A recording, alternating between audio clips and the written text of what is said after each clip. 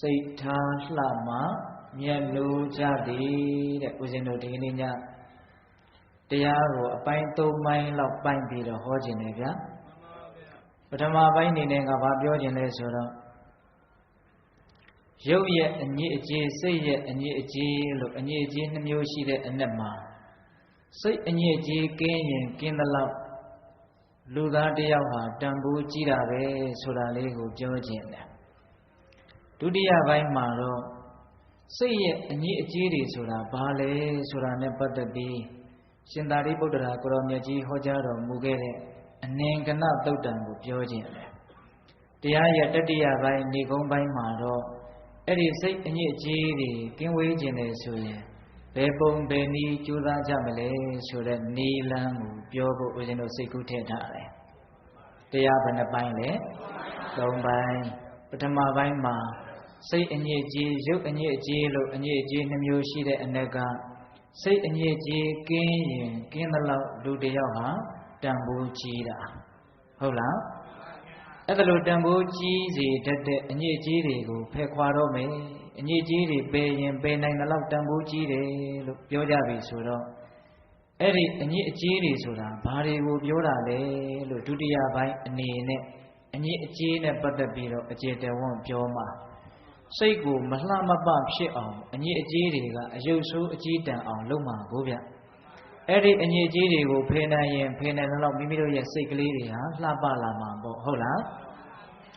အဲ့ဒါလိုအညစ်အကြေးကင်းပြီးတော့မိမိတို့ရဲ့စိတ်ဓာတ်ကလေးတွေလှပလာအောင်ဘယ်ပုံဘယ်နည်းကြိုးစားကြမလဲဆိုတာကတော့တရားရဲ့တတိယပိုင်းပေါ့နော်ဒါကြောင့်ဦးဇင်းတို့တဏှာကြီး15မိနစ်ခန့်အချိန်ယူပြီးတော့ပိဋကပေါင်းသူတော်ကောင်းတို့မြတ်စွာဘုရားရဲ့တရားတော်တွေကိုဆက်လက်ပြီးတော့နာယူကြည်ညိုကြရအောင်ဦးဇင်းတို့ဘယ်ကနေစလိုက်ခြင်းလဲဆိုတော့အင်မတန်မြတ်နိုးစရာကောင်းတဲ့ဂါထာလေးတစ်ပုဒ်နဲ့စလိုက်ခြင်းတယ်ကာယေမလံမုပေခာယစိတ်တေမလံစဒောဝတုစိတ်တေဟိနေမလီတံတောပုတိကာယောပိပူဇိတောကာယေရုပ်ပိုင်းခန္ဓာကိုယ်၌ဖြစ်ပေါ်၍နေသောမလံအငြိအကျေးကိုဥပေခာယအရေးမပြုလျက်လျို့ရှု၍စိတ်တေစိတ်၌ဖြစ်ပေါ်၍နေသောမလံအငြိအကျေးကိုဒောဝတုပြောင်းစင်အောင်တန်ရှင်းအောင်စေကြောပါလေစိတ်တေဟိနေမလီတံတောစိတ်၌အငြိအကျေးကင်းသည်ရှိသောသူတော်ကောင်းပုဂ္ဂိုလ်သည်ပုတိကာယောပိပုတ်သောခန္ဓာပင်ရှိပါတော့လေပူစီတော်ပူဇော်အပ်၏အင်မတန်အနှစ်သာရနဲ့ပြည့်ဝပြီးတော့အင်မတန်လည်းပဲလှပတဲ့ဂါထာလေးတစ်ပုဒ်လို့ဦးဇင်းတို့မျက်နှိုးပါလေဒီဂါထာလေးကိုနော်သူကဘာပြောလဲဆိုတော့လောကကြီးမှာရုပ်အညစ်အကြေးစိတ်အညစ်အကြေးရလို့အညစ်အကြေးနှမျိုးရှိတယ်ရုပ်အညစ်အကြေးတွေကတော့ရုပ်ပိုင်းဆိုင်ရာကိုမတင့်မတဲမတတ်မရက်မလှမပဖြစ်အောင်အနှောင့်အယှက်ပြုတဲ့အရာတွေပေါ့ဗျာဟုတ်လားစိတ်အညစ်အကြေးဆိုတာကတော့စိတ်ပိုင်းဆိုင်ရာကိုမလှမပဖြစ်အောင်အယုတ်ဆိုးအကြေးတန်အောင်ပြုတဲ့အရာတွေကတော့စိတ်အညစ်အကြေးပေါ့အဲ့ဒါလို့ရုပ်ပိုင်းဆိုင်ရာအညစ်အကြေးစိတ်ပိုင်းဆိုင်ရာအညစ်အကြေးလို့အညစ်အကြေးနှမျိုးရှိတဲ့အနက်က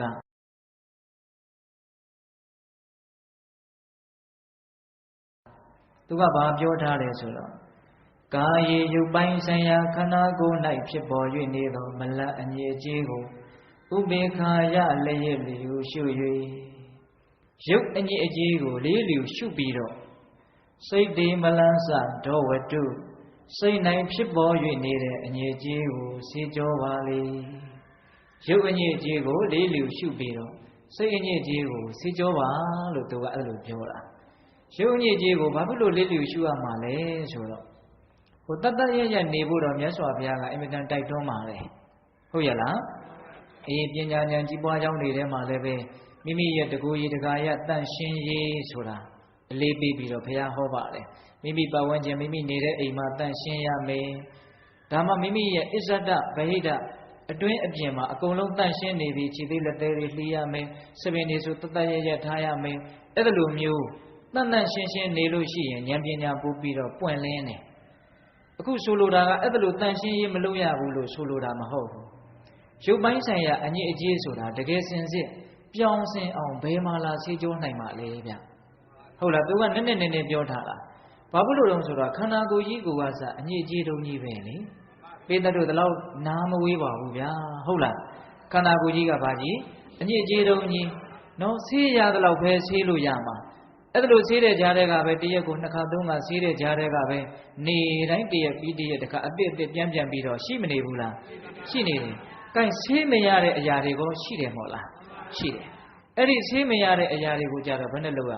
လေးလျူရှုထားရတာပဲဒီတိုင်းလေးလျူရှုထားရတာပဲခန္ဓာကိုယ်ဆိုတာအညစ်အကြေးတုံးကြီးပဲဟုတ်လားနောက်ပြီးတော့သူကခန္ဓာကိုယ်ရဲ့အညစ်အကြေးဆိုတာ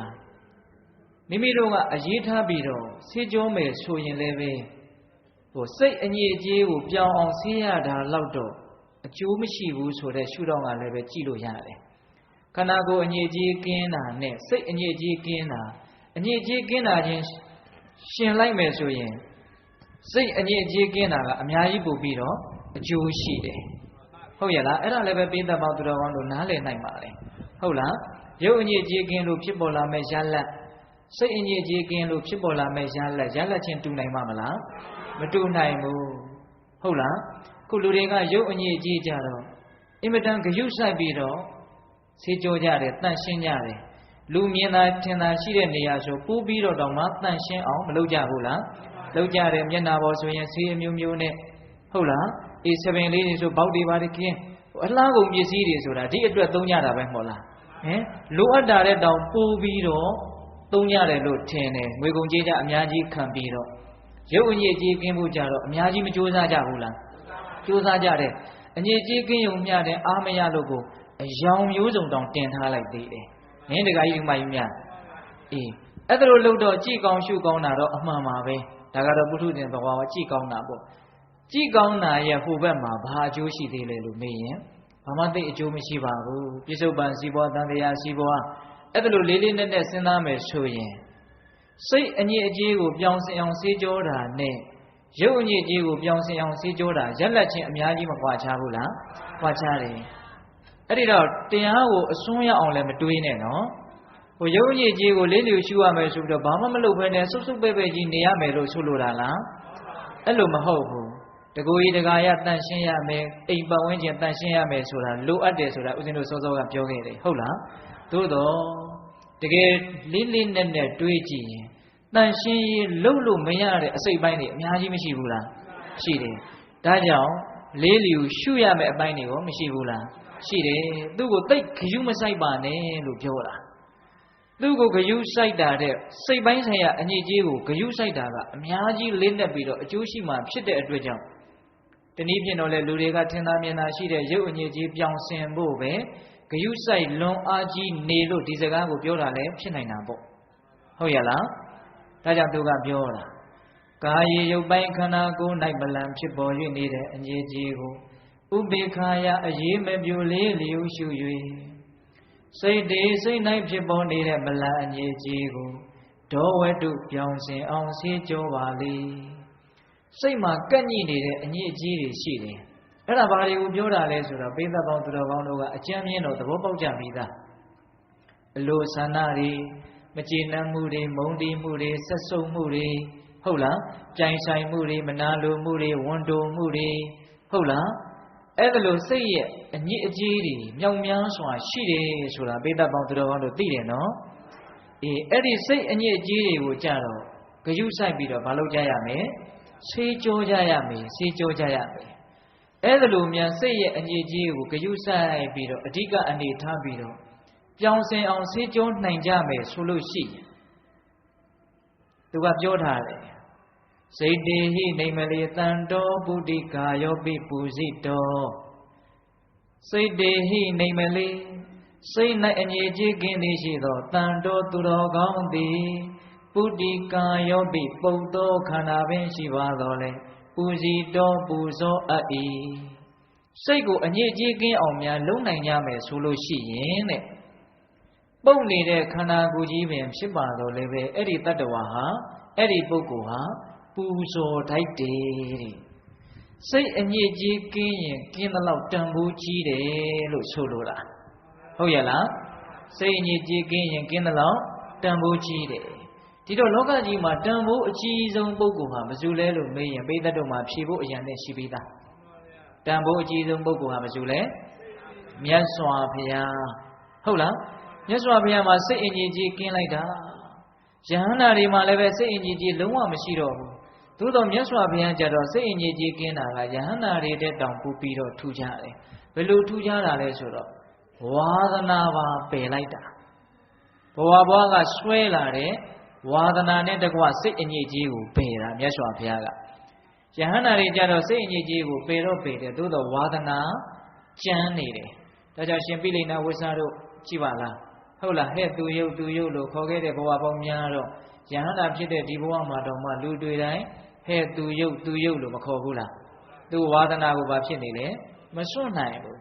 ဒါကြောင့်မြတ်စွာဘုရားဒီလောကမှာတန်ဖိုးအကြီးဆုံးဘာဖြစ်လို့လဲစိတ်အညစ်အကြေးတွေကိုဝါသနာနဲ့တကွပြောင်းရှင်းတန့်ရှင်းအောင်ရှင်းကြောတော်မူနိုင်လို့မြတ်စွာဘုရားဒီတန်ဖိုးအကြီးဆုံးမြတ်စွာဘုရားပြီးရင်ပိစေကဗုဒ္ဓပြီးရင်အဂသာဝကမဟာသာဝကဟုတ်လားနောက်ယဟန္တာအနာဂံသဂရဂံသောတာပန်ကလျာဏပုထုဇဉ်လူတွေရဲ့တတ္တဝါတွေရဲ့အဆင့်အနှိမ့်အမြင့်ကိုအောက်ဆင့်ချလာတာနော်ဟုတ်လားဟောသောတာပန်ဆိုလို့ရှိရင်စိတ်ရဲ့အငြိကြီးကိုဘာနဲ့ပယ်ထားလဲတက္ကာယဒိဋ္ဌိရဲ့ဝိရှိကိစ္စရဲ့သူအမြင့်ပြတ်ပယ်ထားတယ်ငါလို့ဆွဲလန်းတဲ့အညစ်အကြေးသူမှမရှိဘူးဘုရားတရားတန်ခါရဲ့အပေါ်မှာယုံမှန်တန်တရားဖြစ်တဲ့အညစ်အကြေးမရှိတော့ဘူးဒါကြောင့်သောတာပန်သည်အရိယတန်ခါစည်ရင်ဝင်ပြီးတော့ယရနာထိုက်တယ်သူ့ထက်ပိုပြီးတော့အညစ်အကြေးတွေကိုပယ်နိုင်တယ်တဂရကံကြတော့ပန်းအောင်လုပ်တာပေါ့ဗျာအနာကံကြတော့ကာမရာဂဗျာပါဒအကုန်လုံးသူပယ်လိုက်ပြီအဲ့တော့သူပူပြီးတော့တန်ဖို့တက်မလာဘူးလားတက်လာတယ်ယဟန္တာဖြစ်သွားပြီဆိုတော့ကိလေသာအညစ်အကြေးစိတ်အညစ်အကြေးတွေလုံးဝပါလဲမရှိတော့ဘူးအဲ့တော့ယဟန္တာဆိုလို့ရှိရင်တကယ်ဒက္ခိနေယနော်မြတ်သောအလှကိုခံလိုက်တယ်တကယ်ကိုအလှခံပုဂ္ဂိုလ်အမျက်ဆုံးဖြစ်သွားတာယဟန္တာနော်အဲ့ဒါလည်းတစ်ဆင့်တက်အစင်မောင်းများစွာတက်လိုက်တော့နောက်ဆုံးမြတ်စွာဘုရားရောက်သွားတယ်မြတ်စွာဘုရားသည်စိတ်အငြိအကြီးကင်းစင်တဲ့နေရာမှာနံပါတ်1မို့လို့ဘုရားသည်လောကကြီးမှာအမျက်ဆုံးတန်ဖိုးအရှိဆုံးဖြစ်ရတယ်ဒါကြောင့်မို့ဦးဇင်းတို့မြတ်စွာဘုရားပြိဋိဘံသံဃာနီးဝေလူဝရောင်မှာသတင်းသုံးတော့အာယုသင်္ခါရလွတ်တယ်ဆိုတာပိဿတို့ကြားဘူးပါတယ်နော်အသက်ကိုရှည်အောင်ဂယုဆိုင်တဲ့ဖလားသမပတ်တွေသူမဝင်စားတော့ဘူးပေါ့ဗျာအဲ့ဒီမှာမြတ်စွာဘုရားရဲ့ခန္ဓာကိုယ်မှာသွေးဝမ်းသွန်တဲ့ယောဂဝေဒနာတွေကပ်ရောက်ပြီးတော့မလာဘူးလားလာတယ်အဲ့ဒီမှာသွေးဝမ်းသွန်တဲ့ယောဂဝေဒနာကပ်ရောက်လာတော့တရားမင်းကလာပြီးတော့ပြုစုတာဗျမြတ်စွာဘုရားရဲ့ခြေတော်ကလေးတွေလာပြီးတော့အမြဲတမ်းနှိပ်ပေးတယ်ခြေစုပ်လက်နဲ့ပြုတယ်ဟုတ်လားအဲ့ဒီမှာမြတ်စွာဘုရားကတင်တရားတဲ့တင်တို့နတ်တွေဟာတို့လူတွေရဲ့အနံ့ကိုယူဇနာပေါင်းများစွာကစပြီးတော့မခံနိုင်ဖြစ်တယ်မို့လားဘယ်နဲ့ကြောင့်လာပြီးတော့ဒီလိုပြုစုရတာလဲပူဇော်ရတာလဲမျက်နှိုးရတာလဲတန်ဖိုးထားရတာလဲအဲ့တော့တရားမင်းကဘာပြောလဲဆိုတော့မြတ်စွာဘုရားတဲ့မြတ်စွာဘုရားရဲ့သီလရနဲ့တမာရိရနဲ့ပညာရနဲ့တနည်းအားဖြင့်အညီအကျေးကင်းတော်မူခြင်းဒီဟုသောအကြောင်းကြောင့်ဖြစ်တော်မူလာတဲ့ဒီသူတော်ကောင်းရနဲ့နေဟာတပည့်တော်တို့နတ်တွေဖို့အင်မတန်တန်ဖိုးကြီးပါတယ်အင်မတန်လည်းမျက်နှိုးပါတယ်အင်မတန်လည်းနှစ်ချိုက်ပါတယ်ဒီရနဲ့ကိုဒါကြောင့်ဘုရားတပည့်တော်ပြုစုပေးရစီဆိုပြီးတော့မြတ်စွာဘုရားရဲ့မစင်အိုးကိုခေါင်းနဲ့ရွတ်တာတဲ့တရားမင်းကဟုတ်လားဒီပြင်လူတွေကိုလက်နဲ့တောင်အထိခွင့်မပေးဘူးတဲ့တရားမင်းကဟုတ်လားမြတ်စွာဘုရားရဲ့မစင်အိုးကိုခေါင်းနဲ့ရွက်ပြီးတော့သွန်တာစွန့်တာအဲ့ဒါလိုမြတ်စွာဘုရားကိုပြုစုတာမြတ်စွာဘုရားယောဂဝေဒနာတွေအကုန်ကင်းသွားပြီဆိုမှတရားတာဝိနန္ဒပြည်ကိုပြန်လာအဲ့ဒီမှာယဟန်တော်တွေကမြတ်စွာဘုရားကိုလျှောက်တာအောစရာကောင်းတယ်တရားမင်းနှက်စည်းစိမ်ကိုမခံစားဘဲနဲ့မြတ်စွာဘုရားကိုလမ်းပြီးတော့ပူဇော်တာပြုစုတာယူရတာအဲ့ဒီမှာမြတ်စွာဘုရားကဒီသူတော်ကောင်းယနတ်တွေဟာနတ်တွေကတောင်မှမျက်နှိုးရတယ်ဆိုတဲ့အဓိပ္ပာယ်နဲ့သူတော်ကောင်းတွေနဲ့ပေါင်းတင်ရကျိုးသူယုံမာတွေနဲ့ပေါင်းတင်ရခြင်းရဲ့အပြည့်အဲ့ဒီမှာဓမ္မပဒမှာဟောပါတယ်ပြောလို့ရင်းကတော့မြတ်စွာဘုရားရဲ့ခန္ဓာကိုယ်တည်လည်းပဲ32ခုထာတာတို့ဖြင့်တိဆောက်ထားတဲ့အတွက်ကြောင့်ဝဂ္ဂလိကိုဟောတာမကြားဘူးလားတင်ငါရဲ့ပုတ်သောခန္ဓာကိုယ်ကိုကြည်နေသောအပြင်သင်မှာဘာအကျိုးရှိမှလဲလို့မြတ်စွာဘုရားဟောတာကြားဘူးတယ်မို့လားအေးဒါပေမဲ့လို့မြတ်စွာဘုရားမှာစိတ်ရဲ့အညစ်အကြေးကင်းဝေးတဲ့အတွက်ကြောင့်လူနဲ့ပြင်မှာတတ္တဝါမှန်သမျှတို့ရဲ့ပူဇော်အထူးကိုပါလေခံတိုက်တယ် ဒါလေးကိုပိဿပေါင်းသူတော်ကောင်းတို့ကခေါင်းထဲမှာစဉ်းစားပြီးတော့အညစ်အကြေးကင်းရင်ကင်းသလောက်မြတ်နိုးထိုက်တာကိုအညစ်အကြေးကင်းရင်ကင်းသလောက်ပူဇော်ထိုက်တာကိုလို့သဘောပေါက်လို့မရဘူးလားအေးအညစ်အကြေးဆိုတာဘာအညစ်အကြေးကိုဆိုလိုတာလဲစိတ်အညစ်အကြေးကိုဆိုလိုတာစိတ်အညစ်အကြေးကင်းရင်ကင်းသလောက်တန်ဖိုးကြီးတယ်စိတ်အညစ်အကြေးထူရင်ထူသလောက်တန်ဖိုးမရှိဘူးဒါကြောင့်မိမိတို့ရဲ့ဘဝကိုတန်ဖိုးကြီးရင်လည်းဆိုရင်စိတ်ရဲ့အညစ်အကြေးတွေကိုတရားဘာဝနာတည်းဟူသောရေစဉ်ရေအေးဖြင့်ဘာလို့ပြရမလဲဆေးကြောရမယ်သီလရေစဉ်တမာတိရေစဉ်ပညာရေစဉ်လို့ပြောမယ်ဆိုရင်လည်းပြောလို့မရဘူးလားအေးအဲ့ဒါလို့မြတ်စွာဘုရားရဲ့ဒေသနာတော်နီလန်ကြကြမိမိတို့ရဲ့စိတ်မှာတန်တရားတစ်ခွင်ကဒီကနေ့တိုင်အောင်ဆွဲကပ်နေတဲ့စိတ်ရဲ့အညစ်အကြေးတွေကိုမိမိတို့ဆေးကြောနိုင်မယ်ဆိုရင်ဆေးကြောနိုင်တဲ့လောက်မိမိတို့ရဲ့တန်ဖိုးတွေဟာတက်မလာပေဘူးလားတက်လာမယ်ဒါကြောင့်ဦးဇင်းတို့တရားရဲ့ပထမပိုင်းအနေနဲ့စိတ်အညစ်အကြေးကင်းရင်ကင်းသလောက်တန်ဖိုးကြီးပါတယ်ဆိုတာလေးကိုဒေသပေါင်းသူတော်ကောင်းတို့နားလည်သဘောပေါက်ပြီးတော့မိမိတို့ရဲ့ဘဝမှာတန်ဖိုးရှိတဲ့ရှိအောင်မကြိုးစားသင့်ဘူးလားအေးတန်ဖိုးရှိအောင်ကြိုးစားလို့တန်ဖိုးတွေရှိလာပြီလဲဆိုရောတန်ဖိုးကြီးလေဘေးကမျက်နှိုးလေပါဘေးကမျက်နှိုးကြတဲ့မေတ္တာတွေစေတနာတွေအဲ့ဒါလို့ဘေးရဲ့တန်ဖိုးထားမှုကိုရရင်ကိုယ်လည်းပဲနေရတာဘဝမှာအနှစ်သာရရှိတယ်လို့ပြောလို့မရဘူးလားရတယ်ဟုတ်လားဒါကြောင့်ဦးဇင်းတို့အညစ်အကြေး2မျိုးရှိပါတယ်ရုပ်အညစ်အကြေးစိတ်အညစ်အကြေးရုပ်အညစ်အကြေးကိုလေးလူရှုပြီးတော့စိတ်အညစ်အကြေးကိုစေကြောပြီးတော့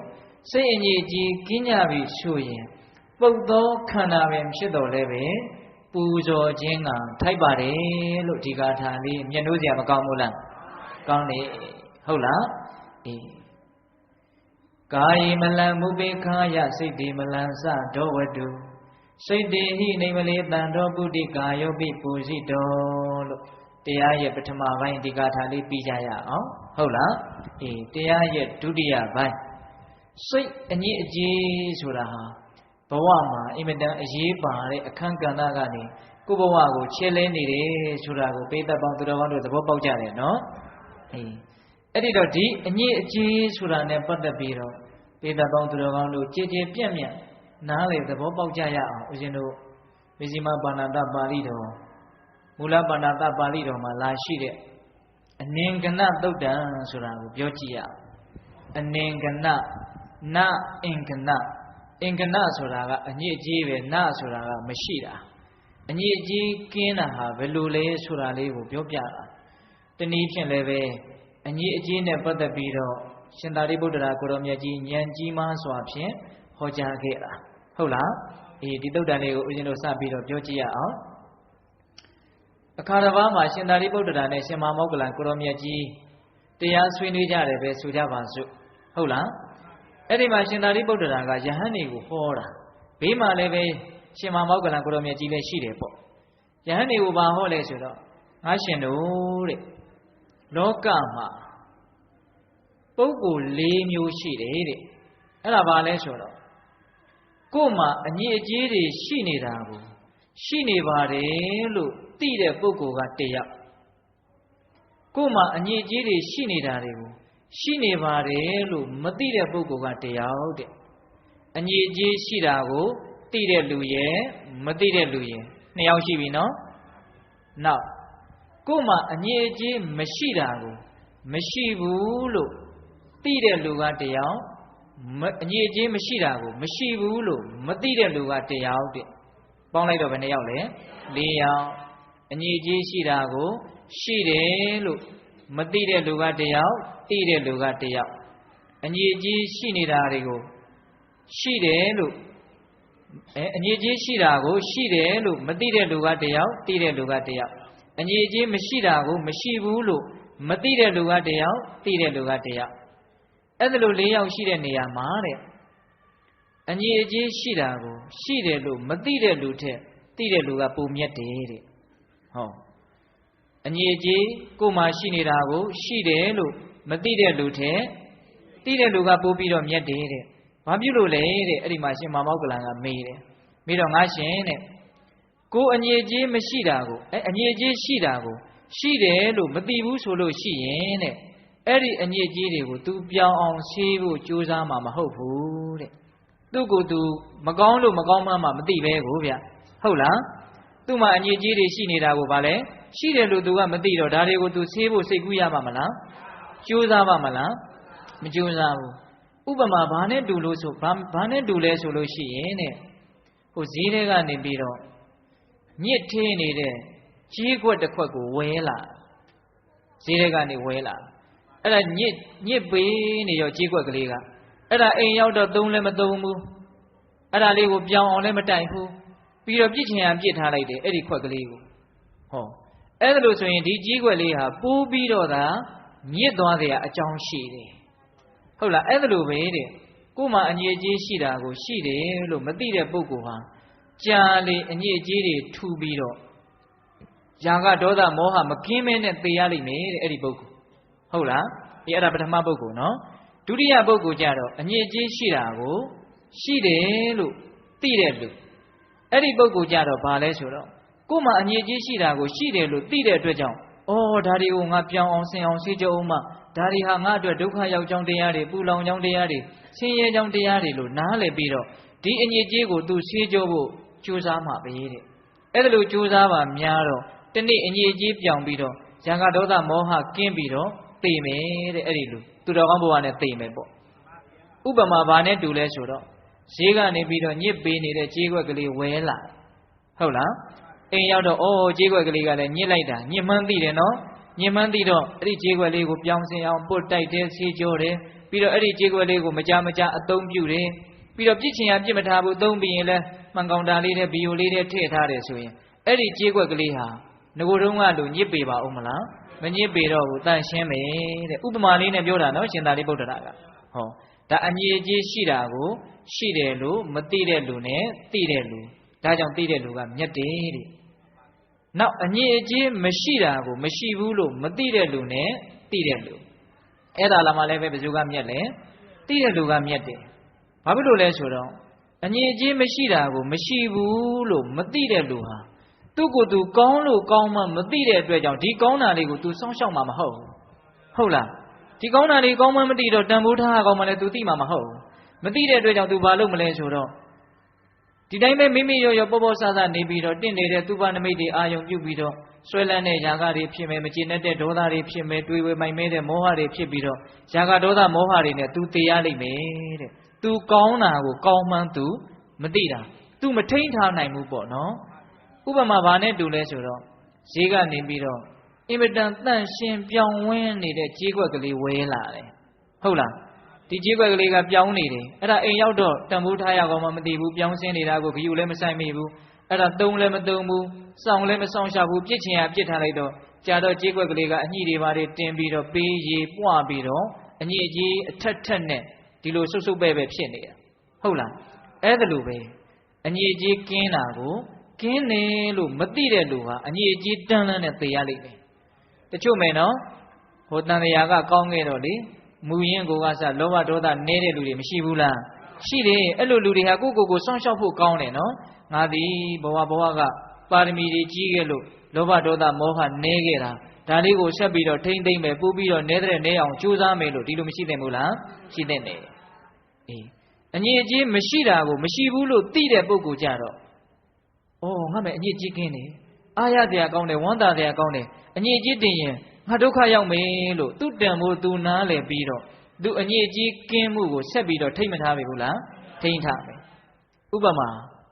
ဈေးကနေပြီးတော့အင်မတန်တန်ရှင်းတောက်ပြောင်တဲ့ကြေးခွက်ကလေးဝဲလာတယ်ဝဲလာတော့အိမ်ကြောက်ကြည့်ကြေးခွက်ကလေးကလှလိုက်တာတန်ရှင်းလိုက်တာဒါလေးကိုငါသုံးမယ်ပြီးရင်လည်းပဲပြောင်းစင်နေအောင်ပုတ်တိုက်မယ်ကောင်းကောင်းမွန်မွန်သိမ့်ထားမယ်ဆိုရင်ဒီကြေးခွက်ကလေးဟာအင်မတန်တန်ရှင်းတောက်ပပြီးတော့မနေပြီဘူးလားနေမယ်အဲ့ဒါလိုပဲတဲ့ကိုအညစ်အကြေးမရှိတာကိုမရှိဘူးလို့သိရမယ်သိတယ်ဆိုလို့ရှိရင်မသိတဲ့လူတဲ့မြတ်တယ်ဒါအညစ်အကြေးရှိခြင်းမရှိခြင်းနဲ့ပတ်သက်ပြီးတော့ပုဂ္ဂိုလ်တွေကိုအဲ့လိုခွဲပြတာရှင်သာရိပုတ္တရာကအဲ့ဒါလိုခွဲပြရင်းနဲ့ဗာဆက်ပြောတော့ဆိုတော့ရှင်မောက္ကလန်ကမေးတာငါရှင်တဲ့သင်ကအညစ်အကြေးနဲ့ပြောတယ်ကော ဒီနေရာမှာအညစ်အကြေးဆိုတာဘာကိုပြောတာလဲတဲ့ဟောဒီကြမှာမေးတာနော်အညစ်အကြေးဆိုတာဘာကိုပြောတာလဲတဲ့အဲ့ဒီမှာအညစ်အကြေးရဲ့အဓိပ္ပာယ်ကိုရှင်သာရိပုတ္တရာကိုရောမြတ်ကြီးဖွင့်ပြတာဥစဉ်ကအင်မတန်သဘောကျတယ်ဥစဉ်တို့ယဟန်တွေအတွက်အဓိကဖွင့်ပြတာပေါ့လေသို့တော့လူတွေလည်းပဲသတိထားစရာကောင်းတဲ့စကားတွေပါတယ်ဟုတ်လားအဲ့ဒီမှာဘာပြောလဲဆိုတော့ငါရှင်တဲ့အညစ်အကြေးဆိုတာဘာပြောတာလဲဆိုလို့ရှိရင်အလိုဆိုးကြောင့်ဖြစ်ပေါ်လာလို့အဲ့ဒီအလိုဆိုးတွေမပြည့်ဝလို့စိတ်ထဲမှာမကြည်နပ်ခြင်းကောပနဲ့မနှစ်သက်နိုင်ခြင်းအပစ္စယတရားတို့စီအဲ့ဒါစိတ်ရဲ့အညစ်အကြေးပဲတဲ့ဒါအချင်းချုပ်ကလေးပြောလိုက်တာနော်ဟိုမလိုခြင်းတဲ့မလိုခြင်းတိုက်တဲ့အရာတွေကိုလိုခြင်းတာမဟုတ်တာတွေကိုလိုခြင်းတာအဲ့ဒါကိုအလိုဆိုးလို့ခေါ်တယ်အဲ့ဒီအလိုဆိုးတွေမိမိမှာနှိမ့်ဆက်နေလို့အဲ့ဒီအလိုဆိုးတွေကမပြည့်ဝတဲ့အခါကျတော့ကိုလိုချင်တာမရတော့စိတ်ထဲမှာမကျေနပ်ကိုမလိုချင်တာကြီးရတော့စိတ်ထဲမှာမနှစ်သက်အဲ့ဒါလို့အလိုဆိုးတွေမပြည့်ဝလို့မကျေနပ်ခြင်းမနှစ်သက်ခြင်းဆိုတဲ့တရားတွေဟာစိတ်ရဲ့အညစ်အကြေးအင်္ဂနတရားတွေပဲတဲ့ဟုတ်လားအဲ့ဒီမှာသူကဆက်ပြီးတော့အညစ်အကြေးဆိုတာလေးကိုသဘောပေါက်အောင်ပြောပြတယ်ပိဿတို့ယဟန်တော်တွေနဲ့သက်ဆိုင်နေတဲ့အတွက်ကြောင့်နည်းနည်းလေးပြီးခံပြီးတော့နားထောင်ကြည့်နော်ဘာပြောလဲဆိုတော့ယဟန်တစ်ပါးဟာတဲ့အာဘတ်နဲ့တယ်ဆိုကြပါစို့အပြစ်တစ်ခုကိုကျူးလွန်မိတယ်ဆိုကြပါစို့အဲ့ဒါကိုဘေးကယဟန်တွေကသိသွားလို့ရှင်ရှက်เสียကောင်းတယ်လေအဲ့ဒါကိုအဲ့ဒီယဟန်အာဘတ်တဲ့ယဟန်ကဘယ်လိုအောက်မိလဲဆိုတော့ငါအပြစ်တွေလုံးမိပြီငါအပြစ်တွေရှိတာကိုဘေးကယဟန်တွေမသိရင်ကောင်းလေစွာလို့တန်းတတယ်တဲ့အပြစ်ရှိတာကိုအပြစ်ရှိတယ်လို့ဗာလဲမသိသေးခြင်းဘူးအပြစ်မရှိတဲ့လူလို့ပဲသိသေးခြင်းလားအဲ့ဒါတရားလားမတရားဘူးကိုမကောင်းရင်ဆိုမကောင်းဘူးပေါ့ဗျဟုတ်လားကိုမကောင်းတာကိုသူများမသိသေးခြင်းဘူးကောင်းတယ်လို့ထင်စေခြင်းလားအဲ့ဒါဗာလဲအလိုဆိုးအဲ့ဒါအလိုဆိုးနော်တခါကြီးမိုင်မြအေးအဲ့ဒါလို့သူကငါအပြစ်တွေရှိနေတာကိုဘေးကလူတွေမသိသေးခြင်းဘူးလို့သူအလိုဆိုးကြီးနဲ့တန်းတနေတော့လည်းပဲသူတန်းတတဲ့အတိုင်းဖြစ်ခြင်းလည်းဖြစ်မယ်မဖြစ်ခြင်းလည်းမဖြစ်ဘူးဘေးကသိမှာပေါ့ဗျသိတဲ့အခါတွေကမရှိပေဘူးလားရှိတယ်အဲ့ဒါလို့ဘေးကသိသွားတော့ဟောငါအကြောင်းတွေသူများသိသွားပြီဆိုတော့စိတ်တူတယ်မကျေနပ်ဘူးကိုမကောင်းတာသူများသိသွားတော့စိတ်တူတယ်မနှစ်သက်နိုင်ဘူးအေးအဲ့ဒါလို့ငါမကောင်းတာတွေကိုသူများမသိပါစေနဲ့ဆိုတဲ့အလိုဆိုးကြောင့်အဲ့ဒီအလိုဆိုးကြီးမပြည့်ဝတော့မကျေနပ်ဘူးမနှစ်သက်ဘူးအဲ့ဒါဟာစိတ်ရဲ့အညစ်အကြေးပဲတဲ့လူလောကကြီးမှာတော့အဲ့ဒါမျိုးတွေမရှိဘူးလားကိုယ့်အပြစ်တွေကိုကိုဘာလို့ထားကြတာလဲများသောအားဖြင့်ဖုံးထားကြတာတော့သူများမသိသေးခြင်းဘူးမတော်လို့သိသွားပြီဆိုရင်ရှက်တယ်ဟုတ်တာလှုပ်တုံးကလှုပ်ထားပြီးတော့ဗာလဲရှက်တယ်မကျေနပ်ဘူးဟုတ်လားအဲ့ဒါဗာလဲစိတ်ရဲ့အညစ်အကြေးတွေပဲဒါနံပါတ်1နော်နောက်အဲ့ဒီယဟန်ပဲငါပဲအာဘတ်တွေသင်နေတယ်အာဘတ်တွေသင်လို့ရှိရင်ယဟန်အချင်းချင်းမင်းဘာလို့ဒီဟာတွေလုပ်တာလဲဒါမျိုးနောက်မလုပ်နဲ့လို့စောရနာခံရမှာဟုတ်လားဟောစောရကတက်မယ်ပေါ့ဗျာလူလူနားလေအောင်ပြောရရင်အဲ့ဒါလိုအာဘတ်တွေကိုကုစားရမယ်ပေါ့အဲ့လိုဆိုရင်သူကစဉ်းစားတယ်ငါ့ကိုဘေးကယဟန်တွေကဒီအပြစ်ကြီးရှိတာကိုတန်ခါပရိသတ်ကြားထဲမှာမပြောလိုက်ပါနဲ့စိတ်ကိုယ်ရာလေးမှာ2ယောက်သေးဟုတ်လားစိတ်ကိုယ်ရာလေးဘယ်သူမှမသိသေးခြင်းဘူးဟိုမလွဲတာလို့သူများသိသွားလဲအများကြီးတော့ဗာလဲမသိသေးခြင်းဘူးအဲ့ဒါကဗာလဲအလိုဆိုးပဲအဲ့ဒီအလိုဆန္ဒတွေကလည်းပြည်ချင်မှပြည်မှာပေါ့ပေးတတ်ကြတယ်လေပြောချင်ပြောမှာပေါ့ဗျာဟုတ်လားကိုယ့်အပြစ်တွေကိုပေးတတ်ကြတယ်လေပြောချင်ပြောမှာပဲအဲ့ဒါလိုပေးတတ်ကြတယ်ပြောတော့စိတ်တိုင်းမကြဘူးဒီကောင်လေးအလိုက်မသိဘူးငါ့ကိုပေးတတ်ကြတဲ့အရှက်ခွဲတယ်ဟောလူတွေလည်းအဲ့လိုမလာဘူးလားနားတယ်အဲ့ဒီမှာစိတ်ထဲမှာမကျေနပ်ဘူးအမျက်ထွက်တယ်ဆိုတဲ့ကောပတရားမနှစ်သက်နိုင်ဘူးဆိုတဲ့အပစ္စယတရားအဲ့ဒါစိတ်ရဲ့အညစ်အကြေးပဲတဲ့2ချက်ရှိပြီနော်နောက်တစ်ချက်ငါမှအာဘတ်တွေသိနေတယ်အပြစ်တွေရှိနေတယ်အဲ့ဒါကိုမလွှဲတာမရှောင်တာလို့သိလို့ပေးတတ်ကြတယ်မယ်စောရဏအောင်တော့ငါလိုအာဘတ်သိနေတဲ့သဘောတူတဲ့လူယဟန်တစ်ပါးကစောရဏရင်ကောင်းမှာဟောဆိုလိုတာကပေးတတ်တို့ကိုသဘောပေါက်အောင်ပြောမယ်နော်ဦးဇင်းကသူကလည်းဒီအပြစ်လုပ်ထားတယ်ကိုကလည်းဒီအပြစ်လုပ်ထားတယ်အပြစ်ရှိတဲ့လူအချင်းချင်းဆိုရင်သိရှက်เสียမရှိဘူးလေအတူတူနဲ့အနူနူပဲဟုတ်လားအဲ့ဒါလိုလူအချင်းချင်းပြောတယ်ဆိုရင်မင်းလည်းပါထုလဲငါလည်းပါထုလဲနေသာထိုင်သာရှိဟုတ်လားကိုကအပြစ်ရှိတယ်ဟိုကအပြစ်မရှိတဲ့လူကပြောမယ်ဆိုရင်ပူးပြီးတော့ရှက်เสียမကောင်းဘူးလားအဲ့ဒါကြောင့်အဲ့ဒီယဟန်ကအဲ့ဒါလိုတန်းတာ ငါအပြစ်ရှိတာကိုတကယ်လို့ပေးသက်ကြတယ်မယ်စောရနာမယ်ဆိုရင်လည်းပဲငါလိုအာဘအတူတူတင့်ထားတဲ့ပုဂ္ဂိုလ်အချင်းချင်းစောရနာရင်တော့ကောင်းမှာလို့သူကစဉ်းစားတယ်တဲ့အဲ့ဒါလို့လည်းဖြစ်ချင်မှလည်းဖြစ်မှာမဖြစ်ချင်လည်းမဖြစ်ဘူးမဖြစ်လာတဲ့အခါမှာအဲ့ဒီပုဂ္ဂိုလ်ဘာဖြစ်မလို့စိတ်တူမယ်မနှစ်သက်ဘူးမကျေနပ်နိုင်ဘူးဟုတ်လားအဲ့ဒါဒီစိတ်ရဲ့အညစ်အကြေးပဲတဲ့လူတွေနဲ့လည်းပဲထိုက်တလောက်တွေ့ဝိုက်ပြီးတော့ပြောမယ်ဆိုရင်လည်းသက်ဆိုင်အောင်ပြောလို့မရဘူးလားရတယ်လူတွေလည်းပဲကိုယ်အပြစ်လုပ်ထားတာကိုသူများမသိသေးခြင်းဘူးသိအောင်တောင်မှအများကြီးမသိသေးခြင်းဘူးဟုတ်လားတကယ်လို့ရင်ဆိုင်ပြောကြပြီဆိုရင်ကိုလိုသူလိုအချင်းချင်းပြောရင်တော်သေးတယ်ဟောအဲ့ဒါလိုတန်တတာတွေကအလိုဆန္ဒမပြည့်ဘူးဆိုရင်ဘာဖြစ်မလဲ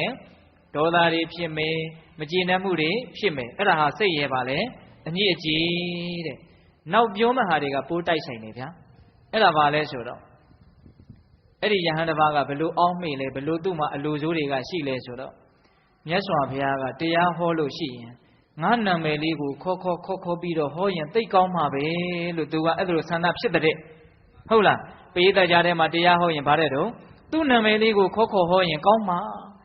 ငါနာမည်လေးပဲခေါ်ပြီးတော့ဟောပါစီတခြားသောပုဂ္ဂိုလ်တွေရဲ့နာမည်ကိုခေါ်ပြီးတော့မဟောပါစီနဲ့အဲ့ဒီလိုသူ့မှာဘာဖြစ်နေလဲအလိုဆန္ဒဖြစ်နေတယ်အဲ့ဒီအလိုဆန္ဒကပြည်ချင်မှလည်းပြည်မယ်ပြည်ချင်လည်းပြည်မယ်တခြားသောပုဂ္ဂိုလ်တွေရဲ့နာမည်ကိုခေါ်ပြီးတော့ဘုရားကဟောခြင်းလည်းဟောမှာပေါ့ဗျာသူတန်းတတဲ့အတိုင်းကံဒီကံမရပါမယ်လို့ဘယ်ပြောနိုင်မှာမလဲအဲ့ဒါလို့သူ့နာမည်ကိုမခေါ်ဘဲနဲ့တခြားသောပုဂ္ဂိုလ်ရဲ့နာမည်ကိုခေါ်ပြီးတော့ဟောတော့သူ့မှာစိတ်ထဲမှာမချမ်းမသာဖြစ်တယ်ဟုတ်လားစိတ်တိုင်းမကြဖြစ်တယ်မကြည်မသာဖြစ်တယ်စိတ်အနှောင့်အယှက်ဖြစ်တယ်ငါနော်တခါကြီးဒီမိုင်းမြဟုတ်လားအေးငါကလူကြားထဲမှာဘာဖြစ်ချင်တာတော့ထင်ရှားချင်တာကိုဗျာအဲ့ဒီအလိုဆန္ဒကြီးမပြည့်တော့ကိုဖြစ်ချင်တဲ့အတိုင်းမဖြစ်တော့ဒေါသတွေမဖြစ်ဘူးလားမကျေနပ်မှုတွေမဖြစ်ဘူးလားအဲ့ဒီကောပအပစ္စယမကျေနပ်မှုမနှစ်သက်မှုဆိုတဲ့တရားတွေအဲ့ဒါစိတ်ရဲ့အညစ်အကြေးပဲတဲ့ပြောတတ်တယ်နော်ရှင်သာရိပုတ္တရာဟုတ်လားနောက်အဲ့ဒီယဟန်ကစဉ်းစားတယ်တဲ့ရွာထဲကိုဆုံးခံသွားပြီဆိုတော့ယဟန်တွေကငါ့ကိုရှေ့သုံးကတင်ပြီးတော့သွားပါစီဟောပိဿရေကိုကဘာဖြစ်ချင်တော့ရှေ့သုံးကဖြစ်ချင်တာတဲ့အဲ့ဒါလို့ဖြစ်ချင်ပေမဲ့လို့ယဟန်တွေကသူ့ကိုရှေ့သုံးကထားချင်မှလည်းထားမှာပေါ့ဗျာအဲ့ဒါလို့မထားတဲ့အခါကျတော့သူ့စိတ်ထဲမှာဘာဖြစ်မလို့မကျေနပ်မှုတွေမနှစ်သက်မှုတွေဖြစ်မယ်အဲ့ဒါစိတ်ရဲ့အညစ်အကြေးတဲ့ငါကိုသာလျင်ဆိုတဲ့ဒီစကားလေးဟာသိပြီးတော့လူကိုပူလောင်စေတာဗျဒါလေးကိုဂယုစိုက်သိကျင်တာနော်ဦးဇင်းတို့ကဟုတ်လားဗါတဲ့တော့ငါကိုသာလျင်ဟုတ်လားငါရက်ကွက်ကိုသာလျင်ငါမြို့ကိုသာလျင်အဲ့ဒါတွေပါနိုင်ရင်တော့အဲ့ဒါစိတ်အညစ်အကြေးသေးကြပေါ့ဖြစ်တော့မှာပဲခုဆုံးခံသွားတာတောင်ဗါတဲ့တော့သူ့ကိုရှေ့ဆုံးကတင်ထားသိကျင်တာတဲ့ဗျာအဲ့ဒါတွေဖြစ်မလာတော့သူဘာဖြစ်မလို့မကျေနပ်တာတွေမနှစ်သက်တာတွေဖြစ်မယ်အဲ့ဒါစိတ်ရဲ့အညစ်အကြေးနောက်သူကဘာစဉ်းစားလဲဆိုတော့ဆုံးခံပြန်လာလို့ဆွမ်းစားစေရမှာဆွမ်းစားကြပြီဆိုတော့ငါသာလျင်ဆွမ်းဥရေဥနေရဥကိုရကျင်တယ်တပါးသောပုဂ္ဂိုလ်တွေဆွမ်းဥရေဥနေရဥကိုမရပါစေနဲ့အဲ့ဒါလို့သူ့မှာအလိုဆိုးဖြစ်တယ်အဲ့ဒါတွေကပြည်ကျင်မှလည်းပြည်မယ်တကယ်လို့မပြည်ခဲ့ဘူးဆိုရင်အဲ့ဒီပုဂ္ဂိုလ်ဘာဖြစ်မလဲစိတ်အနှောင့်အယှက်ဖြစ်ပြီးတော့မကျေနပ်တာတွေမနှစ်သက်တာတွေဖြစ်မယ်အဲ့ဒါပါလေစိတ်ရဲ့အညစ်အကြေးလူတွေမှာဒါမျိုးတွေမရှိဘူးလားရှိတဲ့နေရာတကာမှာငါးသားလျင်အရေးပါခြင်းလေဟုတ်ရဲ့လားဗါတဲ့တော့ငါးသားလျင်အရေးပါခြင်းလေအဲ့ဒါအရေးပါရရင်တော့မသိတာဘူးကိစ္စမရှိဘူးပြုံးပြုံးပျော်ပျော်နဲ့နေတာပဲအရေးလဲမပါရတော့ဘူးလဲဆိုရောနှုတ်ခမ်းတစူစူနဲ့ဟုတ်လားမျက်စောင်းတထိုးထိုးနဲ့ဖြစ်လာတော့တာပဲအဲ့ဒါဘာဖြစ်နေတာတော့စိတ်ရဲ့အညစ်အကြေးတွေအဲ့ဒါအကုသိုလ်တွေနော်တခါကြီးမိုက်မြသူများတက်တည်တက်နေမှာခိုးနေမှာအကုသိုလ်မဟုတ်ဘူးဟုတ်ရဲ့လားအေးအဲ့ဒီမှာရှင်သာရိပုတ္တရာဘာဆက်ပြောလဲဆိုတော့ငါရှင်တဲ့အဲ့ဒီယဟန်ကနောက်ထပ်ဘာတွေဆက်ပြီးတော့ဖြစ်လဲဆိုတော့ဆွမ်းစားစေရမှာဆွမ်းစားကြပြီဆိုတော့အနုမောဒနာတရားကိုငါသာလျင်ဟောရရင်ကောင်းမှာဟောဖြစ်ချင်းမြန်ပြီနော်အနုမောဒနာတရားကိုဗါတဲ့တော့ငါသာလျင်ဟောခြင်းသူများဟောရင် तू မကြိုက်ဘူးအဲ့ဒီမှာဘယ်သူကကိုယ့်အလိုဆန္ဒတွေအမြဲတမ်းလိုက်နိုင်မှာမလဲဟုတ်လားအဲ့ဒါလို့သူ့အလိုဆန္ဒတွေမပြည့်ဘူးလဲဆိုရောမကျေနပ်မှုတွေမနှစ်သက်မှုတွေဖြစ်လာအဲ့ဒါစိတ်အညစ်အကြေးပဲတဲ့ငါကိုသာလျင်ငါသာလျင်ဟောအခုငါသာလျင်ဖြစ်လာပြီနော်အေးတရားဟောရင်လည်းငါသာလျင်ဟောခြင်းနေတဲ့ဟုတ်လားငါမဟောရရင်မကျေနပ်ဘူးဟုတ်လားဆက်ပြီးတော့သူပါစဉ်းစားလဲဆိုတော့ဩယဟန်တွေကပူဇော်ကြတယ်မျက်နှိုးကြတယ်ဂယုစိုက်ကြတယ်ဆိုရင်လေ ငါကိုသာလင်ပူဇော်ကြပါသည်မျက်နှိုးကြပါသည်ဂယုစိုက်ကြပါစေဟောယဟန်မတွေကပူဇော်ကြပြီဂယုစိုက်ကြပြီဆိုရင်လေငါကိုသာလျင်တက္ကကြီးတွေကဂယုစိုက်ပြီဆိုရင်လေငါကိုသာလျင်တက္ကမကြီးတွေကဂယုစိုက်ပြီပူဇော်ကြပြီဆိုရင်လေငါကိုသာလျင်သူကငါကိုကြီးဗဟုပြုနေဒါလေးတရားဓမ္မပေါင်းသူတော်ကောင်းတို့ဂယုစိုက်ပြရမယ်နော်တတိထားခဲ့ရမယ်နော်သူကဘာကိုပဲဗဟုပြုထားတယ်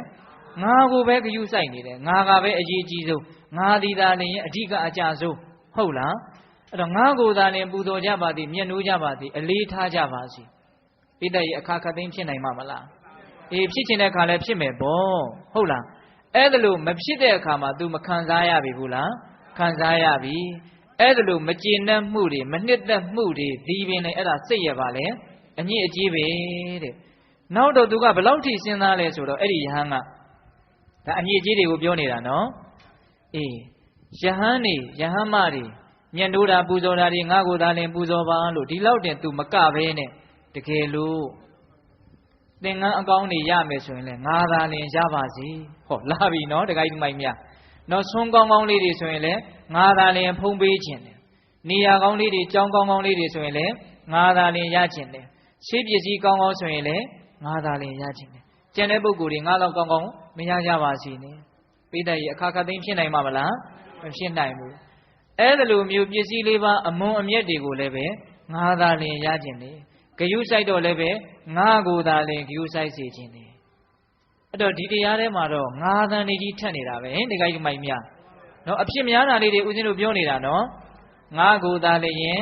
ငါသာလျင်ဟောဘေးကမျက်နှိုးကြပြီဆိုတော့ငါကိုသာလျင်မျက်နှိုးကြပါစေအဓိကကြတဲ့အလုပ်တွေလုပ်ရမယ်ဆိုတော့ငါသာလျင်လုပ်ရပါစေဒါမှသူထင်ပေါ်မှာကိုဗျာဟုတ်လားအဲ့ဒါလိုမျိုးငါဆွဲတွေတိတ်အားကြီးပြီးတော့အတ္တကိုဗဟုပြုတဲ့အတွေးတွေအလိုစိုးတွေကြောင့်အဲ့ဒီအလိုဆန္ဒတွေမပြည့်တဲ့အခါမှာစိတ်ထဲမှာမကျေနပ်မှုတွေမနှစ်သက်မှုတွေဖြစ်လာလို့ရှိရင်အဲ့ဒါဒီပင်နဲ့စိတ်ရဲ့အညစ်အကြေးပါပဲတဲ့ပိဋကကြီးကောင်းလားတရားလူတွေမှာဒါမျိုးတွေမရှိဘူးလားလူတွေမှာဆိုတော့သူများကိုမျက်လုံးတွေရှောက်လှဲ့မကြည့်နဲ့ကို့မှာဟောဒါမျိုးတွေမရှိဘူးလားရှိတာပေါ့သိရှိတာပေါ့နော်တခါကြီးဒီမိုက်မြရက်ွက်ထဲမှာလည်းရှိတယ်ရုပ်စွာဆုံးကို့မိသားစုထဲမှာတောင်ရှိတယ်ငါအရေးကြီးဆုံးဟုတ်လားသားသမီးတွေလည်းငယ်ငယ်တည်းကစခံစားရတယ်ငါကိုသာလည်းမိဘတွေကချစ်ပါစေထင်တယ်နော်ဟောအခုကိုငါနဲ့ပိုချစ်တယ်လို့ညီကထင်တယ်ညီကလည်းဟောငါညီလေးကိုအမေကပိုချစ်တယ်ကိုကြီးရကျင်တာဟင်းတခါကြီးဒီမိုက်မြအဲ့လိုကိုကြီးရကျင်နေတာတွေကအမြဲတမ်းကြီးရပါမလားမရတဲ့အခါဘယ်လိုဖြစ်မလဲဟာအဲ့ဒီမှာမနာလိုတာတွေကဝန်တိုတာတွေကစိတ်ရဲ့အညစ်အကြေးတွေအကုန်လုံးရှုပ်ကုန်တာဒါကြောင့်ငါကိုအခြေခံတဲ့အတွေးတွေဟာတိတ်ဆက်ဆုပ်เสียကောင်းတယ်သဘောပေါက်ရဲ့လားအဲ့ဒီမှာရှင်သာရိပုတ္တရာကဘာဆက်ဟောတုံးဆိုတော့ဒါလေးကပိုးတောင်ကောင်းသေးတယ်ဗျာဦးဇင်းကပိုးကြိုက်သေးတယ်ဘာပြောလဲဆိုတော့ငါရှင်တဲ့ယဟန်တပါးပါးဟာအဲ့ဒါလိုစိတ်ရဲ့အညစ်အကြေးငါသာလျင်ငါကိုသာစဉ်ဆိုတဲ့အလိုစိုးတွေနဲ့အဲ့ဒီအလိုစိုးတွေမပြည့်ဝလို့စိတ်ထဲမှာအညစ်အကြေးတွေပေးနေတယ်ဆိုရင်အဲ့ဒီယဟန်က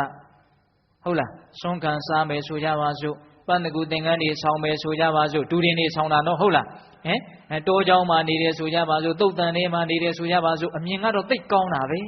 ဟုတ်လားဆွမ်းခံစားတယ်ပန်းတကူသင်္ကန်းတွေဝတ်တယ်အကျင့်မြတ်တွေကိုကျင့်နေတယ်ပေါ့ဗျာဟုတ်လားသို့တော်စိတ်ထဲမှာတော့ဘာတွေရှိနေလဲအညစ်အကြေးတွေရှိနေတယ်အဲ့ဒါကိုဘေးကရန်တွေကမသိဘူးမဟုတ်ဘူးသိသိတာပေါ့တဲ့အများကြီးသိတာပေါ့ဟုတ်လားသိတဲ့အတွက်ကြောင့်သူအပြင်ပန်းကဘာတွေပဲလုတ်ပြနေနေသူ့ရဲ့အတွင်းမှာအဲ့ဒီစိတ်အညစ်အကြေးတွေရှိတဲ့အတွက်ကြောင့်